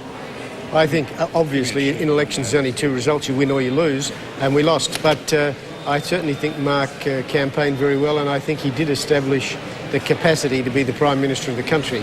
That's not an easy thing to do. And a lot of people have tried and not quite been able to do that.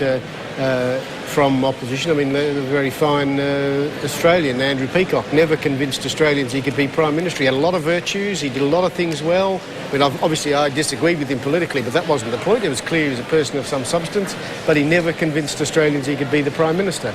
But I think Mark has, but we've got a hard road, tough road ahead to turn that potential into reality, but having the potential is a great start.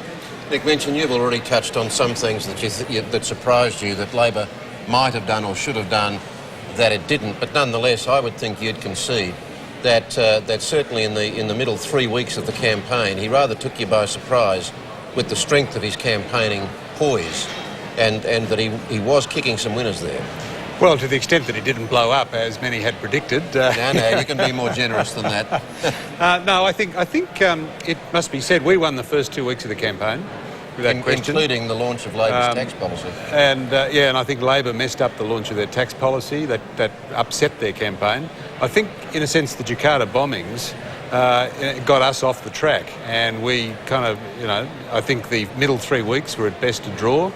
And I think we came home very strongly in this final week. But I'm happy to concede that Mr Latham did campaign quite well in those middle 3 weeks. Not following just Jakarta. that, but in terms of the importance of Australians trying to work out in their terms, who Mark Latham really was, I think there was a sense, Bob, where perhaps he was starting to reveal more of himself. I think that's right. I mean, exposure brings out the strengths and weaknesses of people. It's like putting anything under stress. It shows its resilience or its weakness, and I think Mark showed his resilience. I thought the key point was the debate, but in some ways it was the Jakarta bombing, because terrible thing as it was, and everybody properly said that's more important than campaigning, and Mark made the decision to stop, and the Prime Minister made the same decision, and that was correct.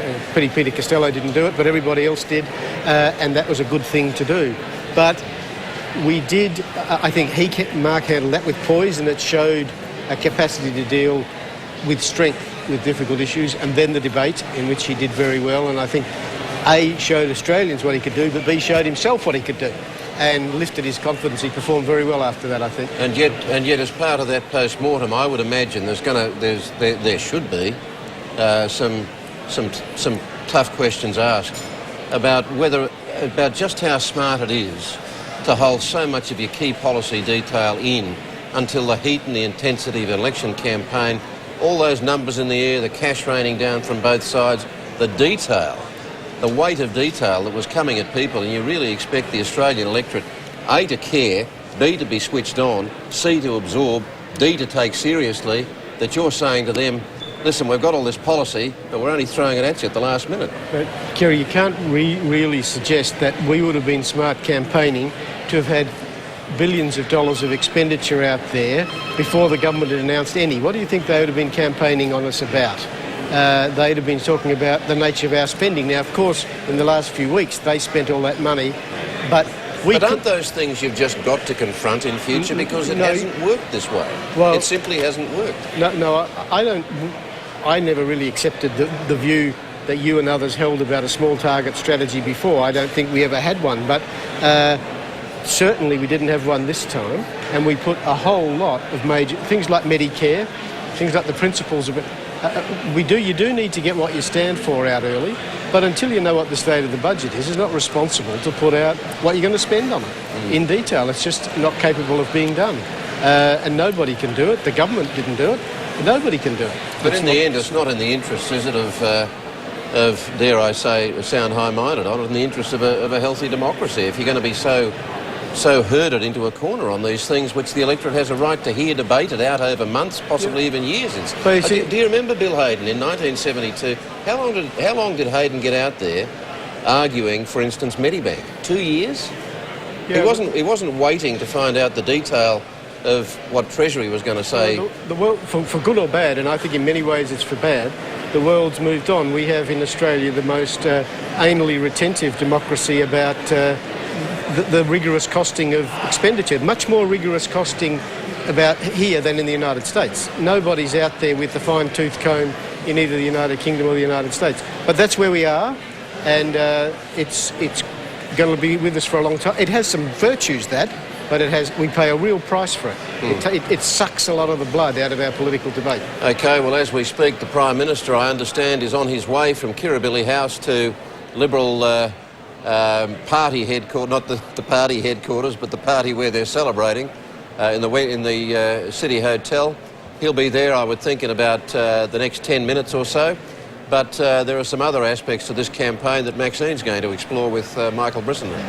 Michael, in fact, this new parliament will bring some interesting players into it. I think you want to give us a rundown on that. It will. I mean, one of the fascinating things about this election has been the number of so-called celebrity candidates that have been thrown up. And we've been talking about Wentworth, where Malcolm Turnbull now looks like he's definitely going to get in. But if we look at Kingsford Smith, which is the seat that Peter Garrett, the former Midnight Oil singer, is running for, held by Laurie Brereton, and there's been a 0.2% swing against Peter Garrett, but he's going to hold that very, very comfortably. So Peter Garrett will be in the parliament. And then, of course, there's Andrew Robb in the seat of Goldstein, who took over from David Kemp, a former Liberal Party director. David Kemp, of course, is one of the hard ideologues of the right. Andrew Robb has had a tiny swing to him of 0.5%. And of course that last one, that was the very smooth transition. Andrew Robb had been a resident in New South Wales, and as soon as David Kemp, really at the last minute, announced his retirement from politics, the other candidates really slipped away, and that was an easy transition really. It wasn't a foregone conclusion for Andrew Robb, though, right at the very beginning. And I remember speaking to Andrew before, some months before this vacancy became available. He said he was still interested and still looking for one, but that this was going to be his last chance. So he had to find one, and he did, and he's won that very comfortably. The new member for Goldstein. In fact, I think now we're going to go to the new member for Kingsford Smith, Peter Garrett. Peter Garrett, congratulations first of all as the new member coming into the new parliament, taking over from Laurie Brereton, but it must be a night of mixed feelings. Oh, thanks Maxine. I'm having some difficulty hearing you, but no, I've got feelings of gratitude because the people at Kingsford Smith have expressed their confidence in me to be a local member, and this has been a fantastic, strong Labor seat with a very, very good, strong Labor tradition. People came out today showing that they were ready for a Labor candidate to represent them in the federal parliament, and for me it's a really important day, and it's a day I feel very honoured by. Understand that, but nonetheless there are dashed expectations in the Labor camp tonight. What's your sense of why there was not, or there has not been, a more positive result for Labor? Look, I reckon we ran a very good campaign, and I thought Mark Latham did a really, really good job. I mean, he's not that well known to all Australians in the same way that politicians that have been around for a long time are, but he conducted himself with a great deal of dignity and focus. It was a positive running campaign. It's just one of those things perhaps where people just need to get to know someone really well, and I had great confidence in going out to my electorate and talking about the things that Mark was talking about, and they responded very strongly. This, of course, is a big life change for you. Are you ready for the life of a federal parliamentarian, all the trips to Canberra? Oh, look, Maxine, people could say that you're a celebrity candidate. Well, celebrities are usually in the back pages of the gossip columns.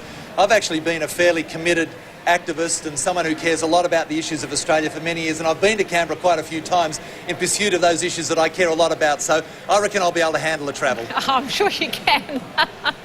What are the issues, in fact, that you want to punch through on over the next 3 years? Well, look, I want to be a constructive member of the team. I want to try and have my own skills and interests and abilities used as best I can, in whatever capacity that is. Clearly, I've got a strong and abiding interest in the environment, Indigenous issues, but I joined the Labor Party because I believe that the reformist capacity that Labor has to significantly improve and make for better the conditions for people, whether it's health or education or truth in government, integrity issues, planning, Northern Australia. There's a whole raft of things which I'm very, very committed to, and I'll just play whatever role I can in the caucus and whatever role Mark has for me. Okay, well, good on you. We look forward to talking to you on many of our programs on ABC television. So thanks for that, Peter. Yeah, well, thanks, Maxine. Me too. Okay, now, the biggest news story of the night, obviously, is that John Howard has been returned for his 4th term. The second biggest news story of this night may well be that with Family First, the coalition has gained power in the upper house. Now, that's not final, obviously, with the Senate vote, but the Senate vote in Victoria tells potentially quite a sensational story. Anthony Green? Yeah, I've just been running through the preference distributions. There was a deal done over the last spot to try and protect Jacinta Collins, which resulted in a number of other parties directing preferences through Family First ahead of the Greens. The Democrats, the Australian Progressive Alliance, the DLP, the Christian Democrats, the surplus from the Liberals, they all go to Family First. And at some point, Family First appears to get ahead of either Labor or the Greens and get elected. If they get ahead of the Labor final quota, then the Family First will get up. Now, we've only got about 40% counted, but with 40% counted, Family First win the final seat. The question is, will the Liberal vote drop as the evening goes on? And the less surplus Liberal votes there are, the less likely it is that Family First will get up. But at the moment, what you're saying is that there is a likelihood of the Liberals picking up 3 Senate seats in Victoria, plus 1 Family First seat. Yes. And on the assumption on the vote, the count in Tasmania and other states, that potentially the Liberals and Nationals will have 36 Senate seats, and that the Family First from Victoria would give them the 37th, which on paper would give you, effectively, which would give you control of the Senate. No, that we'd have 38. And Sorry, 38, and that would make it 39. Well, would give you control of the Senate. Let's remember, they're social conservatives. They'd be similar in their attitude, I suspect, in the Senate to Brian Harradine, who, of course, did support us on what you might call his socially conservative agenda, but certainly did not support us on many of the economic issues. So Family First are in a sense unknown on many of the economic issues, so I don't think we should leap to conclusions. If they have one, I congratulate them. I think we'll be able to work with them. But we shouldn't assume that on the key economic issues, industrial relations, sale of Telstra, etc., that they'll necessarily adopt a pro-government attitude. Bob McMullen, what are your queries about the scenario? Well, I'm not sure. I think Anthony has explained it very well, but I think there's a fair chance it won't pan out like that. So I think the Greens got a good chance of winning at the seat in Victoria. They're polling 0.57, but Anthony's scenario is certainly plausible, and he's put it together rationally in a way that might happen. If it does, I think what we can say probably is that we've now seen the beginning of the end of the issue about the sale of Telstra. I think that'll be behind us by the time we go to the next election.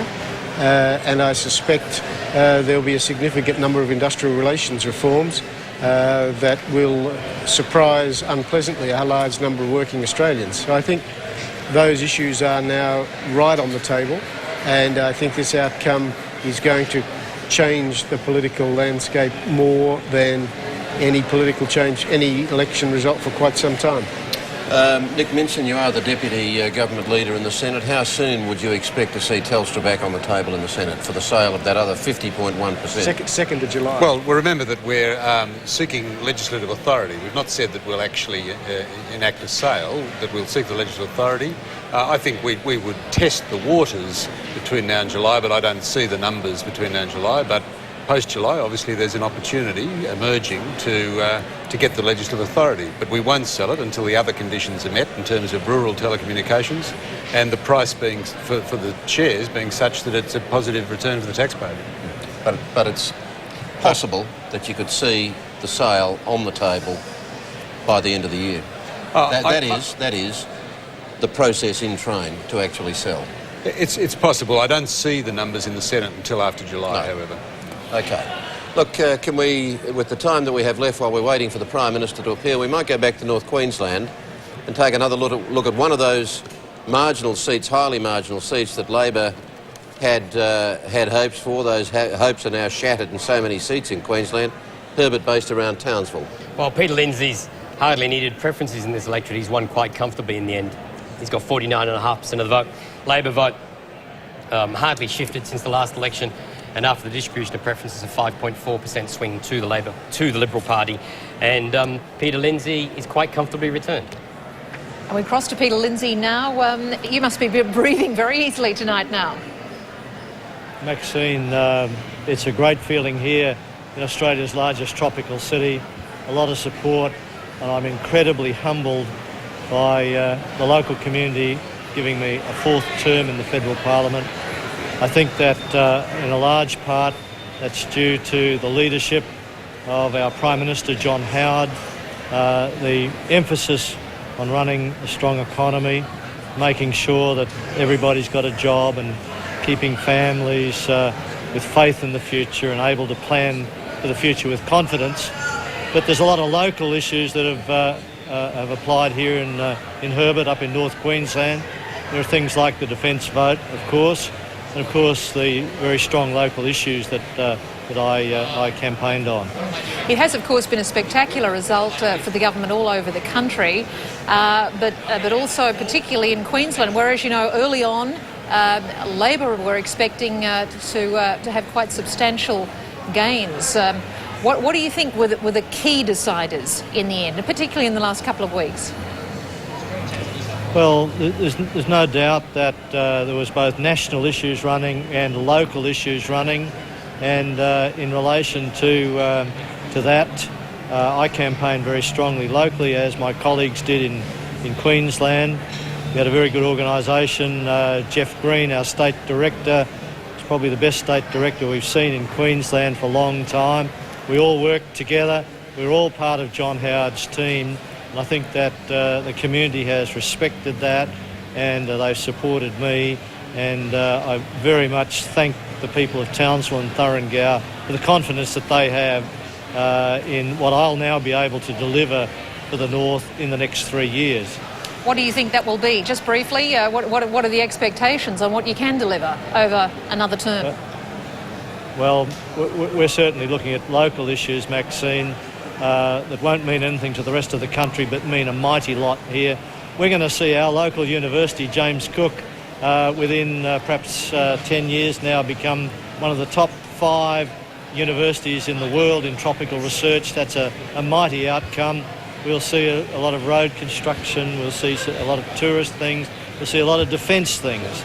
And I intend to deliver all of those in the next 3 years, and I appreciate the opportunity that I now have to deliver that. All right, well, congratulations to you, and thanks for joining us tonight. Thanks, Maxine. Big cheer for Peter Lindsay in Townsville. He's there for another 3 years with an increased majority. Now, again, pulling back a little, getting the overview around the nation and in most of the key states. Anthony Green, we can start with the national trend. Well, what we're seeing overall is the Liberal vote is up. The Liberal vote is up 2.5%. 3.5. 3.2. Yes, so I was looking at New South Wales first. Primary vote. 3.2 primary vote. Nationals up 0.4. Labor's vote unchanged. Greens up 2.1. The Democrats down 4.2 to just over 1. One Nation virtually wiped out, and 1.7 increase in others. Most of that due to Family First. And that translates into a 1.5% swing to the coalition after preferences. There's a bit of variability from state to state because, in fact, coalition hasn't done, Labor hasn't done, well, there's no change in New South Wales, but there's actually no swing either way. Liberals on 2.5, the Nationals up 0.1, Labor up slightly. The Greens up 3.3, the Democrats down 3.1, One Nation down 3.4. So you can see that there's a big change in the minor party vote there, but it hasn't translated. There's no swing basically in New South Wales overall after preferences. What about Queensland? Queensland, we can see the Liberal Party vote on 43.4. It's up, wrong state. It's 39.1 up 2.6.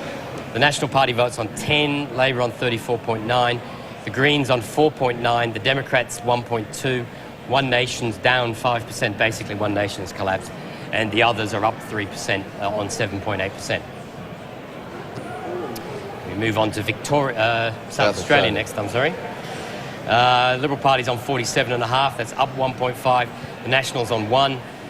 The Labor Party on 37 is up 3.2. The Green vote's up slightly. The Democrats collapsed completely. 1.8 in their homeland state is a disaster for them. And the other vote is up 4.9, most of that due to Family First. Okay, and Meg Lees, we might think about Meg Lees a little later.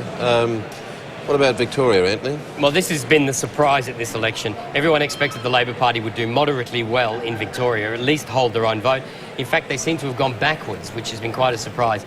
The Liberal Party vote is up 4.2%, the Nationals relatively unchanged, Labor vote primary is down 1, and the Greens up 1.4, Democrats down 5, One Nation down 1.2, others up 1.3.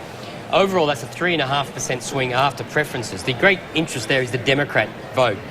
The Democrats in Victoria were very much a breakaway from the Liberals with Don Chipp. And it means, it looks like with the collapse of the Democrats, is that many of those votes that might have gone back to the Liberal Party. Now, what about taking another look at the chamber graphic, Anthony, and some better sense of the prediction, how the seats are being determined? I haven't had a chance to have a look for a while. If we can do the changing after this graphic as well, please, because I haven't had a chance to look at the changing seats for a while. We can see that we're predicting at the moment the coalition will have 87 seats now. That's a majority of 24 over 60 for Labor and 3 others. And we just have a quick look at the seats we're giving away as changing hands at this election. We have the Liberals gaining Wakefield in South Australia, Stirling in Western Australia, Bonner in Queensland, Bass in Tasmania, Greenway in New South Wales, Braddon. Labor we have gaining Adelaide, we have them gaining Hindmarsh in South Australia, we also have them gaining Parramatta in New South Wales and gaining Cunningham from the Greens. Now some of those margins there are quite narrow, and given a huge postal vote, there does seem to be a big increase in postal votes, maybe some of those trends will be turned around, but there seems to be a net gain of a couple of seats to the government. Okay, let's now go back to Western Australia and have a look at those close seats where Labor may well have lost 2 and possibly even 3. The seat of Stirling. Well, Stirling's gone at this stage. That Michael Keenan will be the new member for Stirling, defeating Jan McFarlane. The Liberal vote is well ahead on 47.4 with nearly all the booths counted. We've got preferences in 30 of the 40 booths, a 3.9% swing. That sort of result isn't turned around. So Jan McFarlane defeated, Michael Keenan, the new Liberal member for Stirling. And what about the sitting Labor member, Sharon Jackson, in Hasluck? This is not definitely given away. This is still in doubt. We have a count of preferences in 22 of the 35 booths. The swing is 2.8%. We are seeing, after the distribution of preferences, we're predicting Liberal 51, Labor 49. We've still got 13 booths to come. It's Lib leading. It's not giving that one away yet. Okay, another Labor seat of Swan. They had held with a margin of 2%. That was very close last time we looked. Well, Labor's still ahead at this stage. They're behind on the primaries, but we've got 29 of the 38 booths, 23 of them with preferences. The Liberals are certainly ahead, but when we look at that comparison of booths and preferences, the swing is 1.8 to the Liberals. That's not quite enough. That one is currently in doubt, but you would favour the postal and absent votes helping the sitting member. So Swan's still in doubt. Kim Wilkie, to you to Swan, that's reasonably encouraging for you, but obviously not so good for some of your other colleagues in WA. Kim Wilkie, can you hear me? Yes, definitely. Yep. You can hear me? Yes, I can. Okay. I was just saying they're a reasonably encouraging result there for you at this stage, but not so good for your other colleagues in states like, Stirling has gone, Hasluck is still in doubt. Well, it's very disappointing in those 2 seats. They've been magnificent members and have made an enormous contribution to Australian public life. There have been... And here we're still hoping to hang on, but obviously it's still tight. We're not counting our chickens yet. It's a very tight contest. In fact, will we know tonight? Well, I'm hoping so. We're still going through the booths now and getting the results in. I'm hoping that we can get an outcome, but obviously it may still rely on postal votes. What do you think has happened in WA? Why has it delivered such a disappointing result for Labor tonight? Well, I think the government ran a very successful, dishonest campaign. They put forward views about interest rates. They concentrated on issues that really couldn't be solved federally. And unfortunately, there are those members of the public that actually swallowed the line that they were peddling. It's very disappointing in that regard. I think had people looked at the real issues of this campaign, the future for their children, how we could provide decent health care services into the future, how we could get more aged care beds out there for our elderly, I think that they would have overwhelmingly endorsed the Labor proposals because they were very positive. That sounds like a colossal excuse, though. I mean, really, it's tantamount to saying that, the Australian people have just got it wrong. Oh, no, I think the public have weighed up the views that have been expressed by the major parties and determined their outcome accordingly. But I think that the government did run a very dishonest campaign. They weren't prepared to fight this campaign on issues which really affect the Australian community. They didn't look at what we were doing for education. They weren't prepared to offer some decent proposals for health. They weren't prepared to get out there and offer something decent for our ageing population. Areas where the Labor Party did provide And in this area, it's very important because we do have an ageing population and we have a lot of young people coming through who really want to get a great education. People who don't want to be stuck with up to $200,000 in fees to go to school or higher education. People who want to be able to go and see a doctor who bulk bills. People who want to see a GP after hours and who need to have Medicare offices in our suburbs. We were proposing to do that. Unfortunately, at this stage, that will be far more difficult because the coalition government just aren't providing those things. All right. Kim Wilkie, thanks for that. Thanks for joining us tonight. Thank you. And we're Okay, going to, so as things stand, there are, it would appear, 4 doubtful seats, 3 Labor, 1 Liberal. We might take a closer look at those seats and just see where they stand at this stage of the night. Oh, just a quick summary of those seats that remain in doubt at this stage of the night. We have Kingston with the Labor Party ahead, which is a seat they hold. In Richmond, the Labor Party is just ahead by 0.4, and in Swan, the Labor Party is ahead in a seat they hold, and in Cowan, which is Graham Edwards' seat, they're ahead in a seat they hold. So at this stage, the 4 doubtful seats are in Labor ahead. 1 of them could be again, which is Richmond. The other 3 would just be hanging on to seats they already held in the last Parliament. Okay, can we take a look at the seat of Wentworth finally, because we may be crossing to Malcolm Turnbull shortly. This, of course, the fascination of that internecine battle between Peter King, the former Liberal member, the very high-profile Malcolm Turnbull, who one day may well be seen in the leadership stakes in the Liberal Party. David Patch, the Labor candidate, it was a fascinating 3-way go. A quick look at the count at this late stage, 70% counted. The problem for Peter King was he could take votes off the Liberal Party. I was always doubtful whether he could take votes off the Labor Party, and that looks exactly like what's occurred. He just couldn't get ahead of Labor, which would give him a chance of winning the seat. It's a seat which, at this stage, there has been a swing against the Liberal Party of 2.5% caused by the dispute, but Malcolm Turnbull will be re-elected with a 5.3% majority, which I think John Hewson, that was his majority in the seat at one stage a couple of years ago. And in fact, we cross to Malcolm Turnbull now. Malcolm, with a 55% two-party vote, in the end, this looked like a cakewalk. Malcolm, can you hear me? Yes, I can, Maxine. Okay, yeah. I was just saying, with a 55% two-party vote, which Anthony just had up there on the screen, in the end, this looked like a cakewalk. Yes, well, it wasn't, let me assure you. What about your rival, Peter King, recorded a 17% vote in the end? Has that surprised you? I'm sorry, Maxine. Yeah, no, you said Peter had 17% of the vote, yep. Yeah, well, did that surprise you? No, it didn't surprise me at all. No.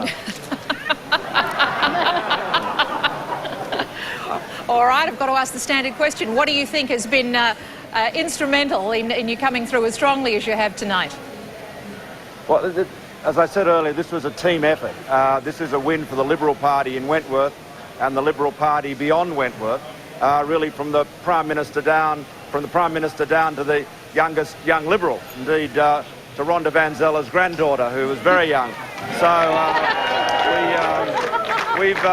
this has been an enormous effort, Maxine. We had 600 odd people out on the polling booths today. It's been a gigantic volunteer effort right through the electorate, and it's been a very different type of campaign than's ever been waged here, but we've pulled together, the conference has worked together, we've had all the backing from the Prime Minister and the division, and we've won, and that's it's their win.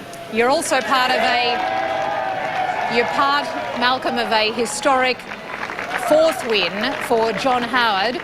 What are your hopes and expectations of what you'll be able to do over the period of this next term of Parliament? Well, Maxine, the only thing I expect to do is serve the people of Wentworth as their member. And that's what I expect to do. And anything else is for others to speculate about. And I've really got nothing to say beyond my focus on representing the people of this electorate. But I can see a very, very happy and smiling Lucy. I can see a happy and smiling Lucy beside you there, confirming what you've said, of course, that has been a family collective effort. This must be the culmination, the fulfilment of quite a long-held dream for you, because you've had attempts to get into the Parliament before. Yes, well, I ran in the Liberal Party's pre-selection in Wentworth nearly 23 years ago, actually more than 23 years ago. So, yes, I have I put my hand up for Wentworth before. Probably was a bit early then.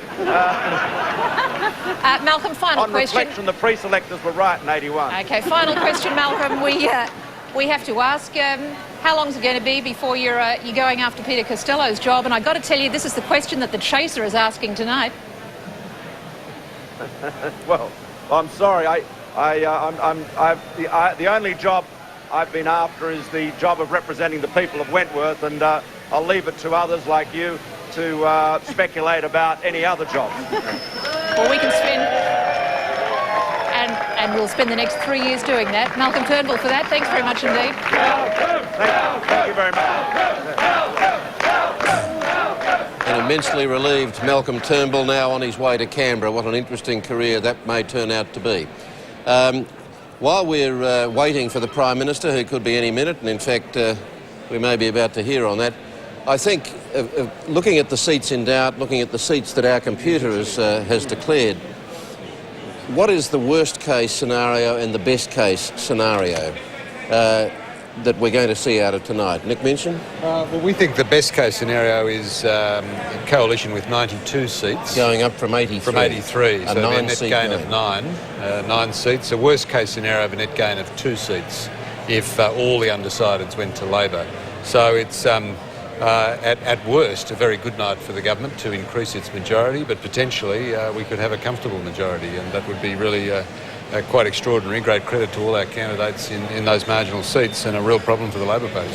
Bob McMullen, that 92 figure is at the less likely end of the option, but nonetheless you agree it's a possibility? Yes, well, Nick and I just did a little bit of arithmetic together, and we came up with that same thing, that it's 85-55 with 7 in doubt. Now, we're in front in 6 of those 7, and I expect us to win 5 or 6, or maybe all 7, because the only one we're behind in is Bonner, which I think will win. So, because of postals? Or?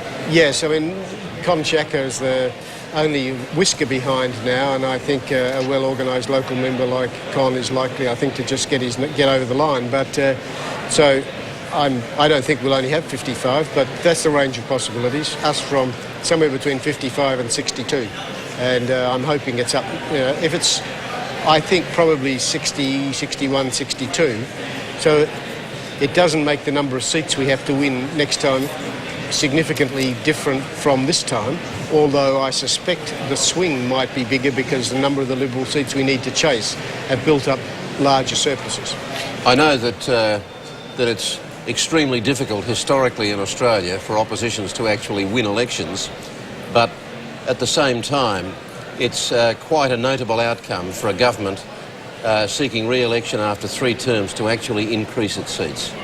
Yes, it is, and to increase its vote. It's very rare, and I frankly didn't expect it to happen. I thought the task of winning was enormous in the circumstances, and I thought we confronted a campaign of a totally misleading campaign that was really very difficult to counteract.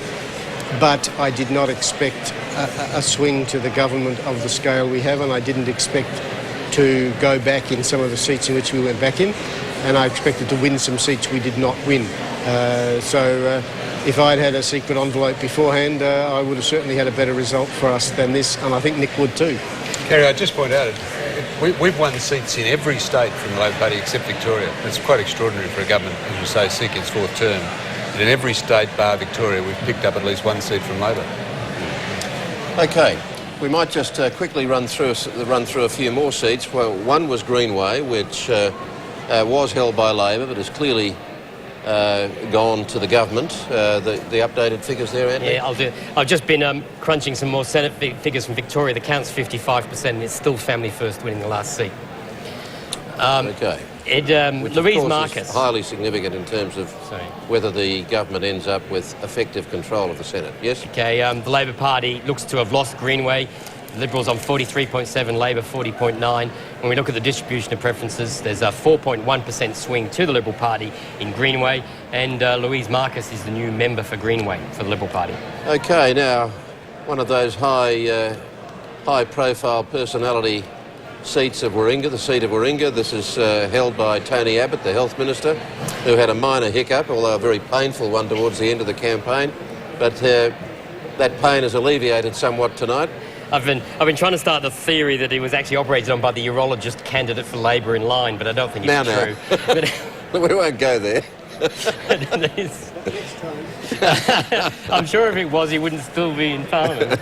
Anyway, Tell Tony us the Abbott's story of Warringah. He's had a small swing against him of about 2.4%. Last election, he had Peter McDonald up against him. That's right. Which gave him a bit of a scare until the September 11 attacks, when everything sort of turned around for the coalition in some of these seats. But Tony Abbott's been comfortably returned with just under 55% of the primary vote.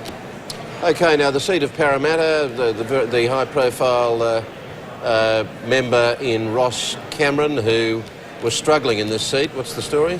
Well, this is, we've got all of the booths in at this stage, and Ross Cameron is ahead on 43.9. When we factor in, we've got preferences in every booth at this stage, so every vote cast on the day, there's a 1.6% swing to Labor. Labor's on 50.4. Now, that includes taking into account the postals and absence at the last election. So to win this electorate, Ross Cameron has to do significantly better on postals and absence than he did at the last election.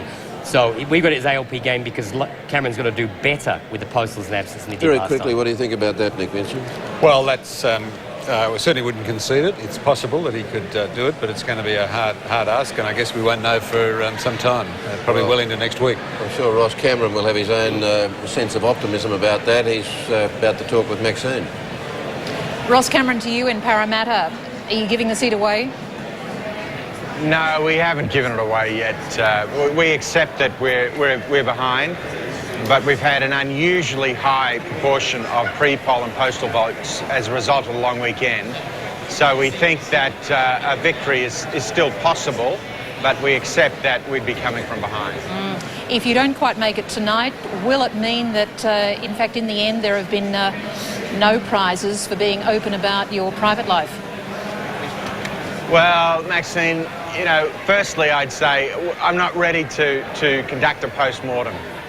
We'll have a few days of counting vote by vote as they come in through the post, and there'll be plenty of time afterwards to make one's reflections. But as you know, there's only two places in the political race, and that is a winner and a loser. And since we don't quite know who is who at this stage, I'm going to postpone the post-mortem until we do. Sure, but there's a tough irony in this for you. I mean, here it is, a historic fourth win for John Howard, and what looks like a very substantial increased majority, yet you could be one of the casualties. Yeah, that's possible. I mean, my overwhelming response tonight is one of a sense of enthusiasm for the renewed mandate of the Howard coalition government, and I think that's a good thing for Australia. I think we have some great challenges in front of us as a nation, and I think that John Howard, Peter Costello, John Anderson are the team to lead us forward. It is possible that I could lose, and frankly, you know, if I did, I don't know that, you know, that many people would mourn. But why do you say that? Well, just because, firstly, I don't think the demise of many politicians is really mourned. But I would be a footnote. But for what it's worth, Maxine, I love representing Parramatta. I feel a sense of vocation about politics. I made a statement knowing it could have consequences for me. You know, I can hardly complain, you know, if it does. But I think all of that is too early to say. The seat is too close to call. If we could call it tonight, I would have called it. I think we just have to wait until the ballots come in. Sure, but it does sound as if you might be having second thoughts about how you handle those issues surrounding your marriage. Oh, Maxine, everyone has a job to do, and everyone will do it in their own way. And I do it in my way. And I don't regret anything about, you know, the statement or the campaign. I think it's been a great campaign. I think we're still in with a chance, and I am forever optimistic. I think whatever happens, Australia is a place that is full of opportunity, and I don't think I'll be wanting for something to do. Well, as you say, you see politics as a vocation. You're still young. As Mark Latham would say, you're in the prime of your life. Regardless of the outcome tonight, if it does go against you, would you want to stay in public life, perhaps re-enter politics at some stage? Well, Maxine, to be honest with you, I don't have any contingency plans. My plan is for the next week or so, we will carefully scrutinise the ballots as they come in. We'll have a recount, and then after we have a result, we'll work out what to do next. But it may be as the member for Parramatta, it may be as a private citizen. That is the glory of democracy. 50% plus one vote is a majority, and that's the way it should be. All right. Ross Cameron, for joining us tonight, thank you. Thanks, Maxine. Okay, now we understand that the Prime Minister's arrival at the City Hotel, where the Liberals are celebrating, is imminent. And while we're waiting for that moment, we might just take a look, I think, at an update on the Senate, which of course is one of the truly fascinating elements of tonight's election, because there could be something quite momentous, might be too strong a word, but something very, very significant in terms of the... I've just been... Well, I don't know that we'll even start down this track, Anthony, because the Prime Minister, I think, is just about to hit the escalators. It might be a little bit premature, but of course this is a great moment for John Howard. Thank you.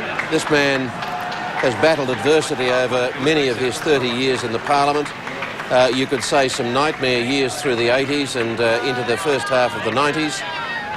He is now facing, just 2 months from now, the prospect of becoming the second longest serving Prime Minister in Australian history. His wife, Jeanette, who is so often by his side, is there again with him tonight, of course, to help savour this victory.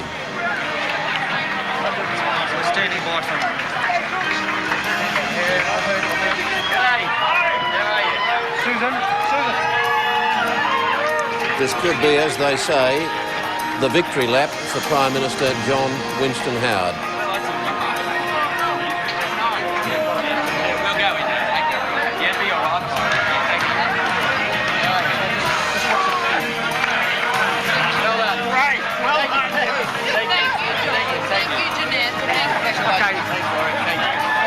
John Howard opened up the issue of his retirement perhaps inadvertently just 18 months ago, but here he is now, triumphant and about to claim victory and lead his government, the coalition government, into their 4th term and their 9th year in office.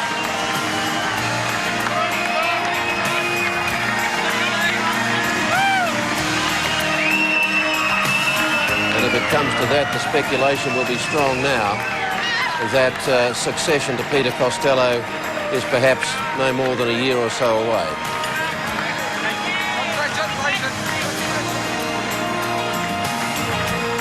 But this is definitely John Howard's night.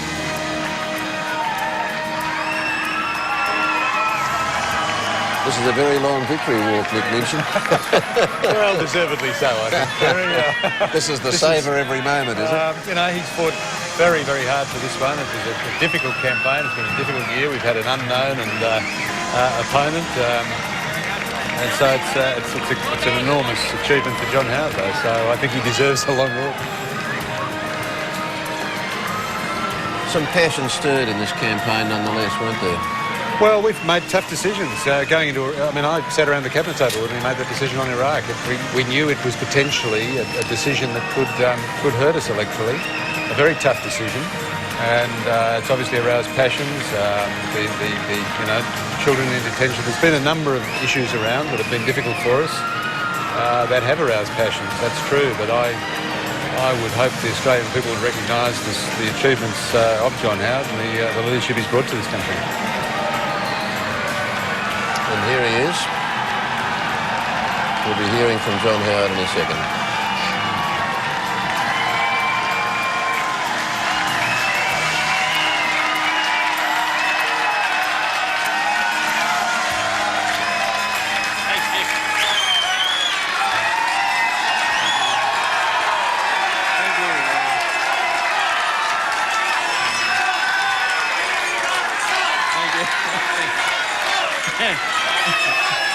Thank you.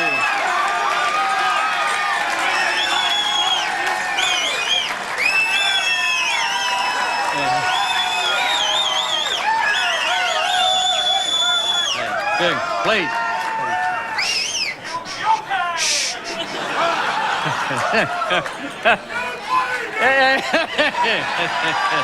Okay, righto.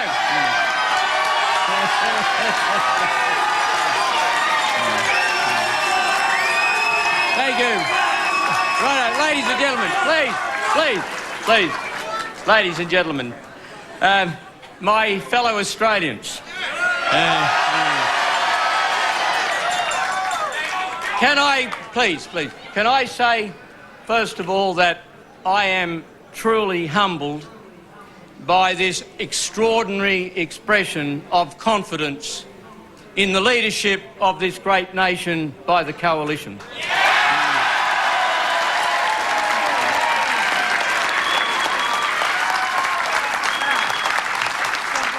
And the first thing I say to the Australian people in accepting their charge to lead the nation over the years ahead, the first thing I say is to rededicate myself and all of my colleagues to the service of the Australian people.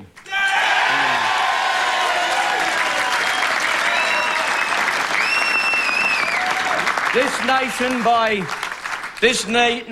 by reason of the circumstances of history and by reason of its great capacity, and the great capacity and dedication of the Australian people, this nation stands on the threshold of a new era of great achievement.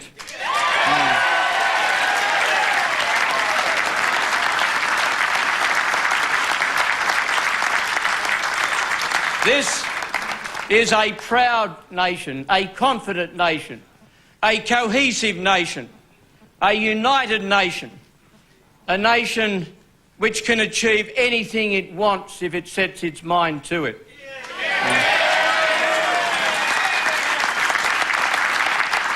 And no Australian should ever shrink from a passionate belief in the ability and the capacity of this nation, not only to provide a wonderful homeland for our 20 million people, not only to be a partner with our friends in our own region, but to be a beacon of democracy, of tolerance and of hope and of achievement all around the world.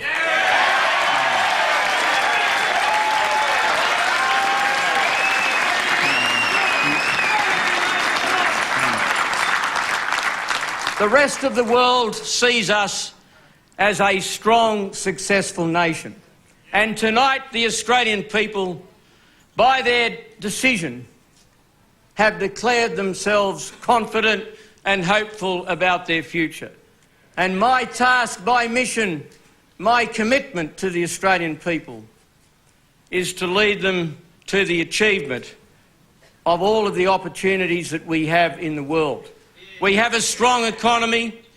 We are a nation that is respected around the world because we are prepared to stand up for what we believe in.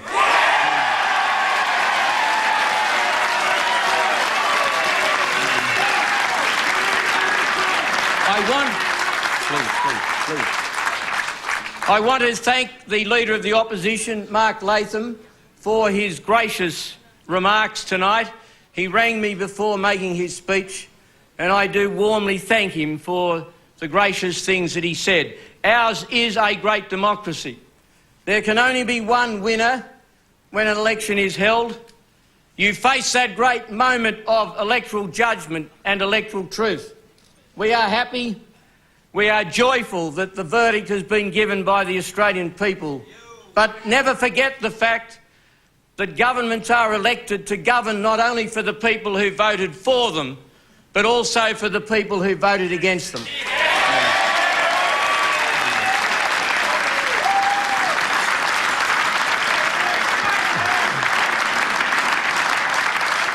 If I can address some remarks particularly, and I know the rest of my fellow Australians will understand my doing this, some remarks particularly to the members of the two coalition parties.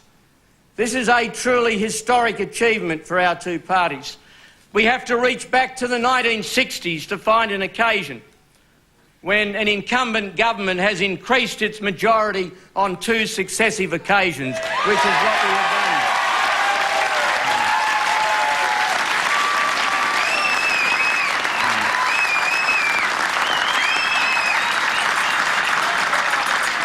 And that is an extraordinary achievement.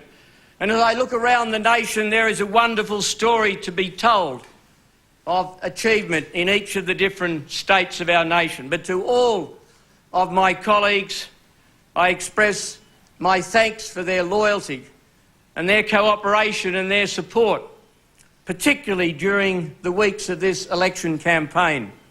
And may I especially say a few words about 2 very important colleagues of mine in the Parliamentary Party. Can I say to John Anderson, the Deputy Prime Minister and the Leader of the National Party,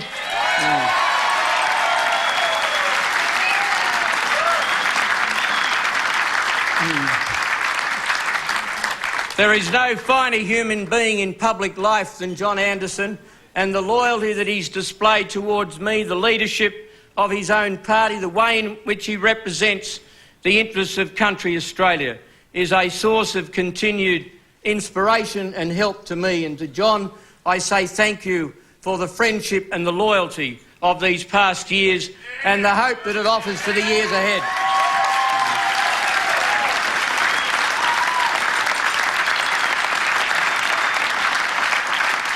And to the Deputy Leader of my own party, Peter Costello, the Treasurer,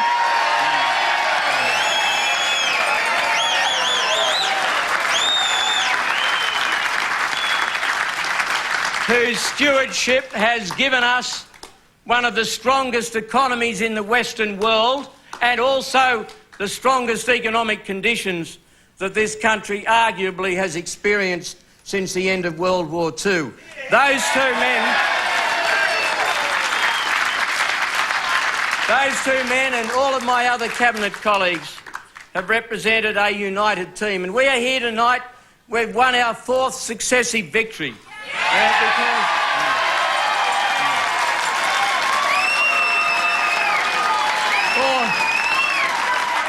And we've won it for many reasons. But one of the reasons that we have won it is that we have been a united team. We have worked together. We have been a team. We have not been a one-man band. And to all of my colleagues, I owe so much, because theirs is the victory tonight as much as it is mine.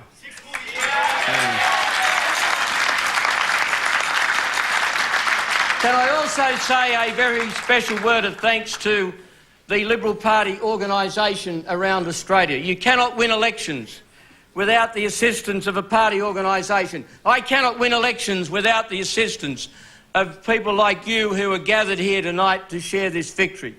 And to Shane Stone, the Federal President of the Liberal Party. Shane, I thank you very much for your leadership of the party.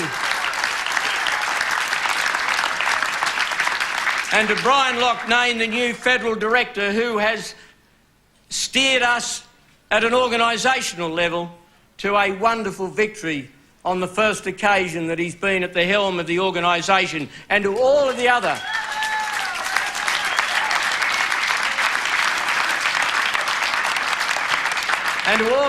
directors of the party around Australia that have made tonight possible, that have made the achievement that is represented by tonight possible, I express my tremendous gratitude and thanks.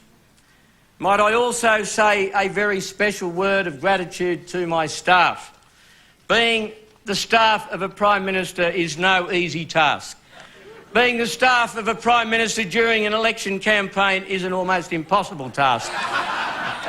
But they have carried it out with great dedication, great professionalism and great goodwill.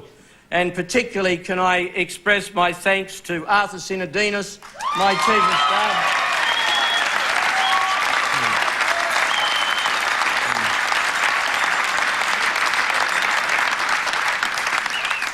And I guess the political steward of my staff, Tony Nutt, my Principal Private Secretary.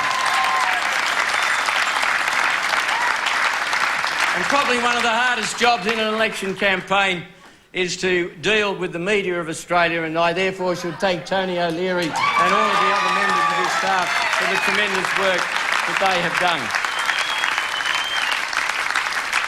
It is a wonderful thing to be able to participate in a great democratic exercise like an election. It's nerve-wracking, and like many of you in this room, I had butterflies in my stomach this morning. I happily confess to that, and it's true, and it's perfectly normal and perfectly human.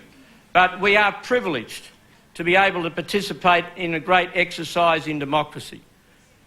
Let us remember that this very same day, the people of Afghanistan have had an election, and for the first time in years. And that election has been made possible by reason of the fact that a number of countries, including Australia, were prepared to take a stand for democracy and to take a stand against terrorism.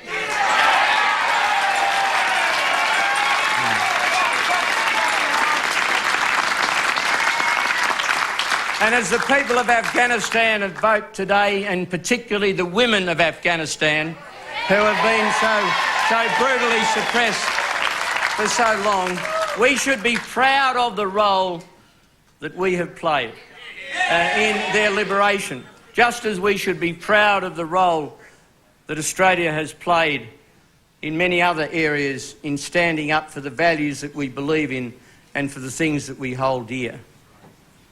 We rededicate ourselves to the service of the Australian people. We rededicate ourselves to the great ideals of the Australian nation. We rededicate ourselves to that passionate belief of mine that the things that unite Australians are infinitely more important and more enduring than the things that divide us. And so, my friends, I thank you for the support that you've given me. And to the broader Australian community, can I say again, I cannot muster words adequate enough to express my sense of gratitude and humility at the great honour that you have again given me to lead this nation. To be the Prime Minister of Australia is undoubtedly the greatest privilege that can come the way of any person. I will never forget, I will never lose contact with, I will never misunderstand the nature of the honour and the privilege that's been given to me. I serve the Australian people, and I commit myself to their service and their interest in the years ahead. And finally, can I say on a personal note that tonight is possible for me, as my 8.5 years as Prime Minister have been possible for me, because of the tremendous support I have received from those of my immediate family who are on the stage with me tonight.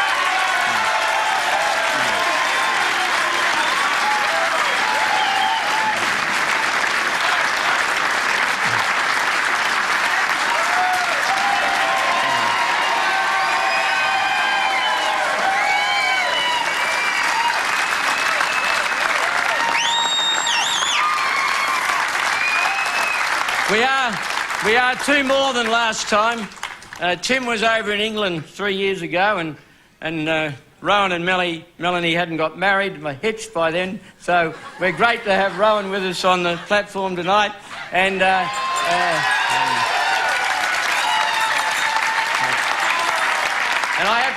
have to say to Richard, thank you very much for coming home briefly from the United States to give me a bit of a hand. And if I could extend the family bit, can I also acknowledge the presence of two of my brothers here tonight and their families and the tremendous support that they have given me over the years. It's always been very much a family thing for us, and to have you all here tonight is something that's very special to me. So again, I say to my fellow Australians, thank you for the great trust that you have placed in us.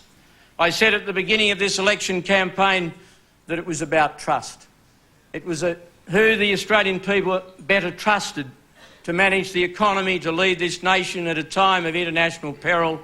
Who did the Australian people better trust to keep the budget strong? Who did the people better trust to lead it in the first part of the 21st century?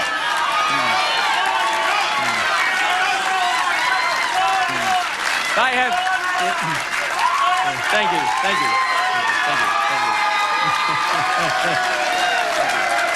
Well, the Australian people have given their answer. We thank them for that, and we start work immediately to justify and fulfil the trust that they have given to all of us tonight. Thank you very much. A triumphant night indeed for John Howard. He's with his party faithful now in the knowledge that he has increased the majority of the coalition in the parliament.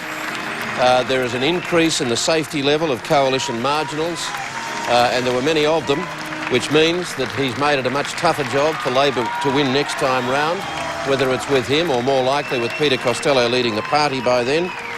And also the quite distinct prospect that the coalition will actually have either direct control in the Senate or control with the assistance, in practical terms, of the Family First senator, potentially from Victoria. This has been quite an extraordinary story of grinding endurance with John Howard. I can't remember which leadership win or loss it was where he talked about Lazarus with the triple bypass, but he lost the leadership to Andrew Peacock in '83 when they first challenged after Malcolm Fraser's departure. He won it in '85, he lost it in '89, he lost it again in a ballot with John Hewson in '93, and he finally was handed the mantle in '95, and he's since won 4 elections. It is an extraordinary story, Nick Minchin. It is remarkable when you think where John Howard's been in his political life. It's been one huge roller coaster. I was thinking the other day, back in 1994, when Alexander Downer and Peter Costello took over the leadership of the party, and I sat next to John Howard, and you know, this is 10 years ago, and of course he was pretty upset, I guess, at thinking that his time might have passed him by. And I said to him, mate, if these guys don't work out, you're it.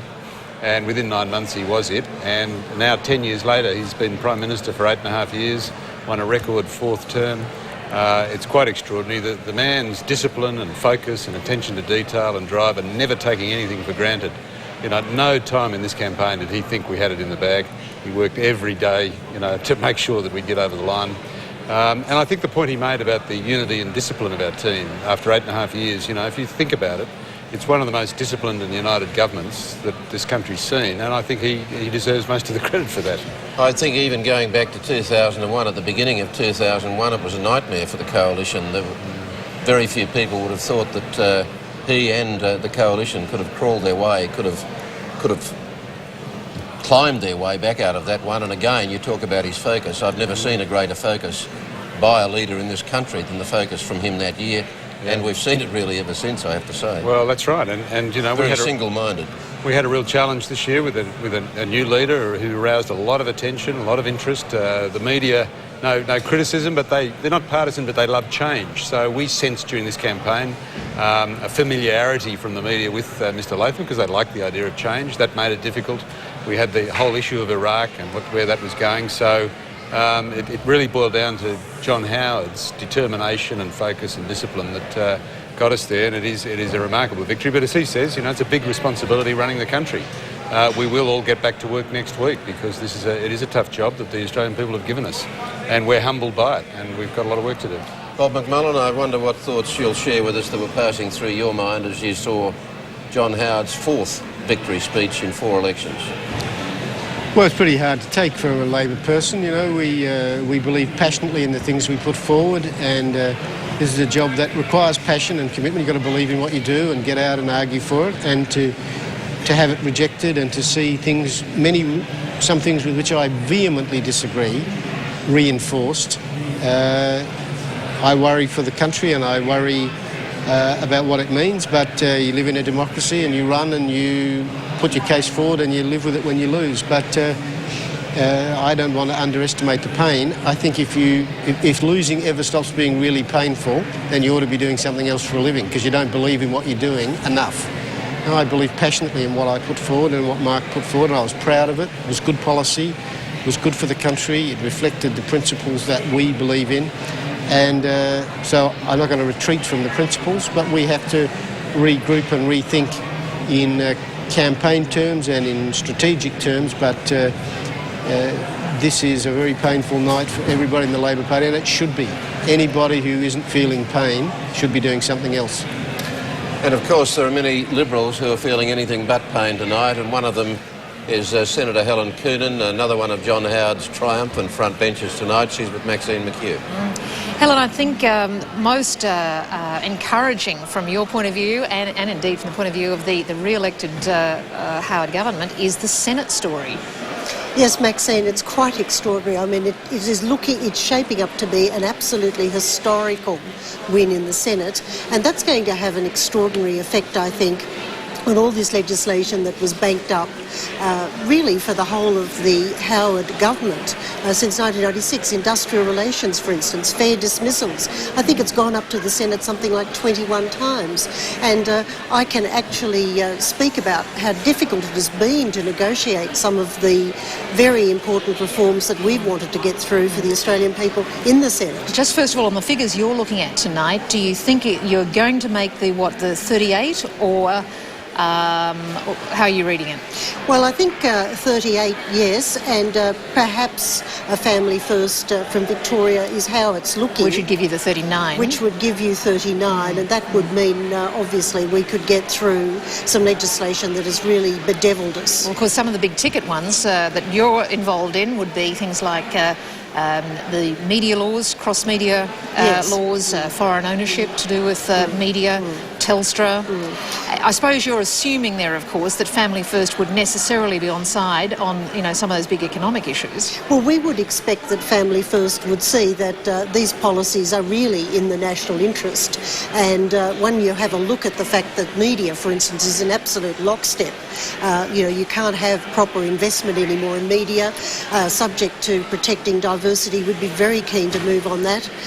We think that there's a very good case for selling the rest of Telstra. That's another big ticket item for reforming social security. We've been trying to do that for, I think about 3 budgets ago we wanted to do that. And so and fair dismissals, that's another area. There's obviously a lot of legislation there that we think is very important in the national interest. We would hope to be able to convince Family First, if indeed they hold the balance of that one extra seat. Of course, you wouldn't want to discount the issues you would still face on Telstra with your National Party colleagues. That's true, but what we've always said is that Telstra is subject to those conditions being fulfilled in rural and regional Australia. We know what the requirements are. We think we're practically there, and obviously they're being valued for taxpayers. So it's not as if there aren't some conditions attached to the way in which we proceed with the sale of Telstra. Now, you're raising these issues tonight, but it's interesting in the mail-out that the Prime Minister did in the last week. I think it was 7 things I will do if re-elected. At the top of the list was dealing with the skills shortage, and as you moved through it, there was no mention of Telstra. So why is all this being elevated all of a sudden? Well, I don't think it's being elevated. I mean, we've said right through the campaign, at least I've had many discussions with Lindsay Tanner about the fact that our policy position hasn't changed. But obviously it wasn't a matter that was going to be a big vote changer in this election, and it didn't get very much coverage. But it's obviously very important for all sorts of reasons that we do proceed with it, and that's what we'll obviously look at now. Now, just finally, in terms of the timetable, would you expect, in fact, the Parliament will be coming back before Christmas? Well, I'd be surprised if we didn't actually resume for a short time, actually constitute the new Parliament, get people settled down. As the Prime Minister said, we really want to get back to work pretty soon. We've got an enormous trust placed in us and we want to get on with the job. All right, Helen Coonan for that. Thanks very much and congratulations. Thank you, Maxine. Okay. Well, at this stage, we are now going to go to the call of the board, the full... Right, oh, no, we're not. Oh, sorry, we're going back to Kerry. I beg your pardon? We're going to just very quickly take a close Anthony Green look finally for the night at the Senate figures. A very quick response from Bob McMullen and Nick Minchin to that. Yeah, well, I've been crunching the Senate preference tickets, which are already lodged, so we know how preferences go in the Senate. Basically, in Victoria, what's happening is that there was a number of deals done to try and protect Jacinta Collins and the third person on the Labor ticket. And it seems the Labor vote is not high enough for those deals to come into effect. So therefore, Family First along the way pick up the DLP, they pick up the Christian Democrats, they pick up the Surplus Coalition vote, they pick up the Australian Democrat vote, by which stage they get ahead of the third Labor candidate, and then they pick up Labor's preferences and win the last spot instead of the Greens. Currently in Queensland also, the position in Queensland is currently, with half the vote counted, 3 Liberals and 1 National elected. Now, that's the one I think is less likely as a scenario, because as that vote drops, then what happens is that the Greens will come into play for the last spot. The basic difference this time in Queensland is One Nation and Pauline Hanson knew what they were doing with their preference tickets this time and didn't send them all over the place. They kept them on the Conservative side of politics, and so there hasn't been a sort of a loss of support amongst the Senate tickets in Queensland. So at this stage, it looks like the coalition will have definitely 38 seats. There's an outside possibility of 39, but I think 38 is more likely. And at this stage, it's highly likely that Family First will win a seat in Victoria, which gives them 39. South Australia, the Democrats will lose a seat. It looks like Labor will win the last spot. The Democrats will lose a seat in New South Wales. It looks like Liberals will win that spot. Tasmania, the Greens will win a seat. We've got not nearly enough figures in Western Australia. So if the Greens, say, pick up Queensland and Western Australia, they would end up with 5 seats. But I'm not sure about Queensland and Western Australia at this stage. They've definitely got 1 with 2 others likely, but not New South Wales and Queensland at this stage. New South Wales and Victoria. Very quickly, Nick Minchin, your take on all of that? I mean, do you broadly agree with... Oh, well, obviously I'd love it if we could win 4 seats in Queensland, but you do have to win 57% of the vote. And I've got to say, I think at the end of the day, that's just too hard. Except that's what your lower house... Yeah, but you normally lose about 10% on the way in the Senate, so I find it difficult to believe we could get that. But it's certain, I agree with Anthony that we've got 38. I don't think we should presume that Family First is an extension of the coalition. They are a separate party. They agree with us on socially conservative issues. You're not going to go away weeping at the prospect. Well, I'd rather have Family First there than a Democrat or a Green, I can tell you that. The Liberal Party of prayer, but they're certainly preferable to the Democrats and Greens. But it remains a complete unknown as to how they'll deal with a lot of the economic issues in the Senate. Look, we've now had 4 elections where we've received a mandate from the Australian people for industrial relations reform, sale of Telstra, issues of that kind, that the Senate has denied the government its mandate, because blocked us all the way people through. have voted for that Senate. Well, but governments are formed in the lower house. We've had now 4 elections, with the mandate given to us, and the Senate has just blocked us all the way through, unlike our behaviour in the Senate when Labor was in power. Oh, it was there, Nick. I'd like to think we have an opportunity now to implement the mandate that we've received from the Australian people, but it remains to be seen. Rob McDonald? Well, I think there's some interesting things about that. Clearly, it's very significant if the coalition gets 38, and even more significant if they get 39. And we'll see some very big and radical changes, and the Labor Party will no longer be able to protect people from those changes. If it's 38 and 1 Family First person, what that will do is mean there's nowhere for Family First to hide. Their true nature will be exposed, and I think that might be a bit of a bell tolling for them. They may actually regret that success, because once you become the person who has to make the decisions, you get a bit like Meg Lees and the Democrats. You have to make the decisions and people don't like them, and suddenly your true nature is exposed, and that's the end of the penny section for the party, and that's what's happened to the Democrats. So I think we are on the verge of some very big changes in the nature of this country. Now, I regret that, because they're not changes that I wish to see, but if the government gets 38, that's plus Family First, that's serious. If they get 39, those changes are certain. I mean, the legislation to sell Telstra will be through by the end of 2005. OK. It's been a long night. It's been a fascinating night. More fascinating, perhaps, than some people had expected when, as this week progressed, it seemed to become more and more likely that the government was going to be returned. Dare I say, sterling effort on both your parts, and thank you very much for it, even though the word sterling might make you wince a little, Bob, because that's one of the seats you've lost. But thank you both very much for sharing your skills with us tonight. Congratulations to you and Anthony again for a great coverage. Thanks very much. Thank you. And now we do come to the call of the board, a moment that, for various reasons, we all look forward to, because apart from anything else, it means we're getting close to the end of the night. Anthony Green and Maxine McHugh.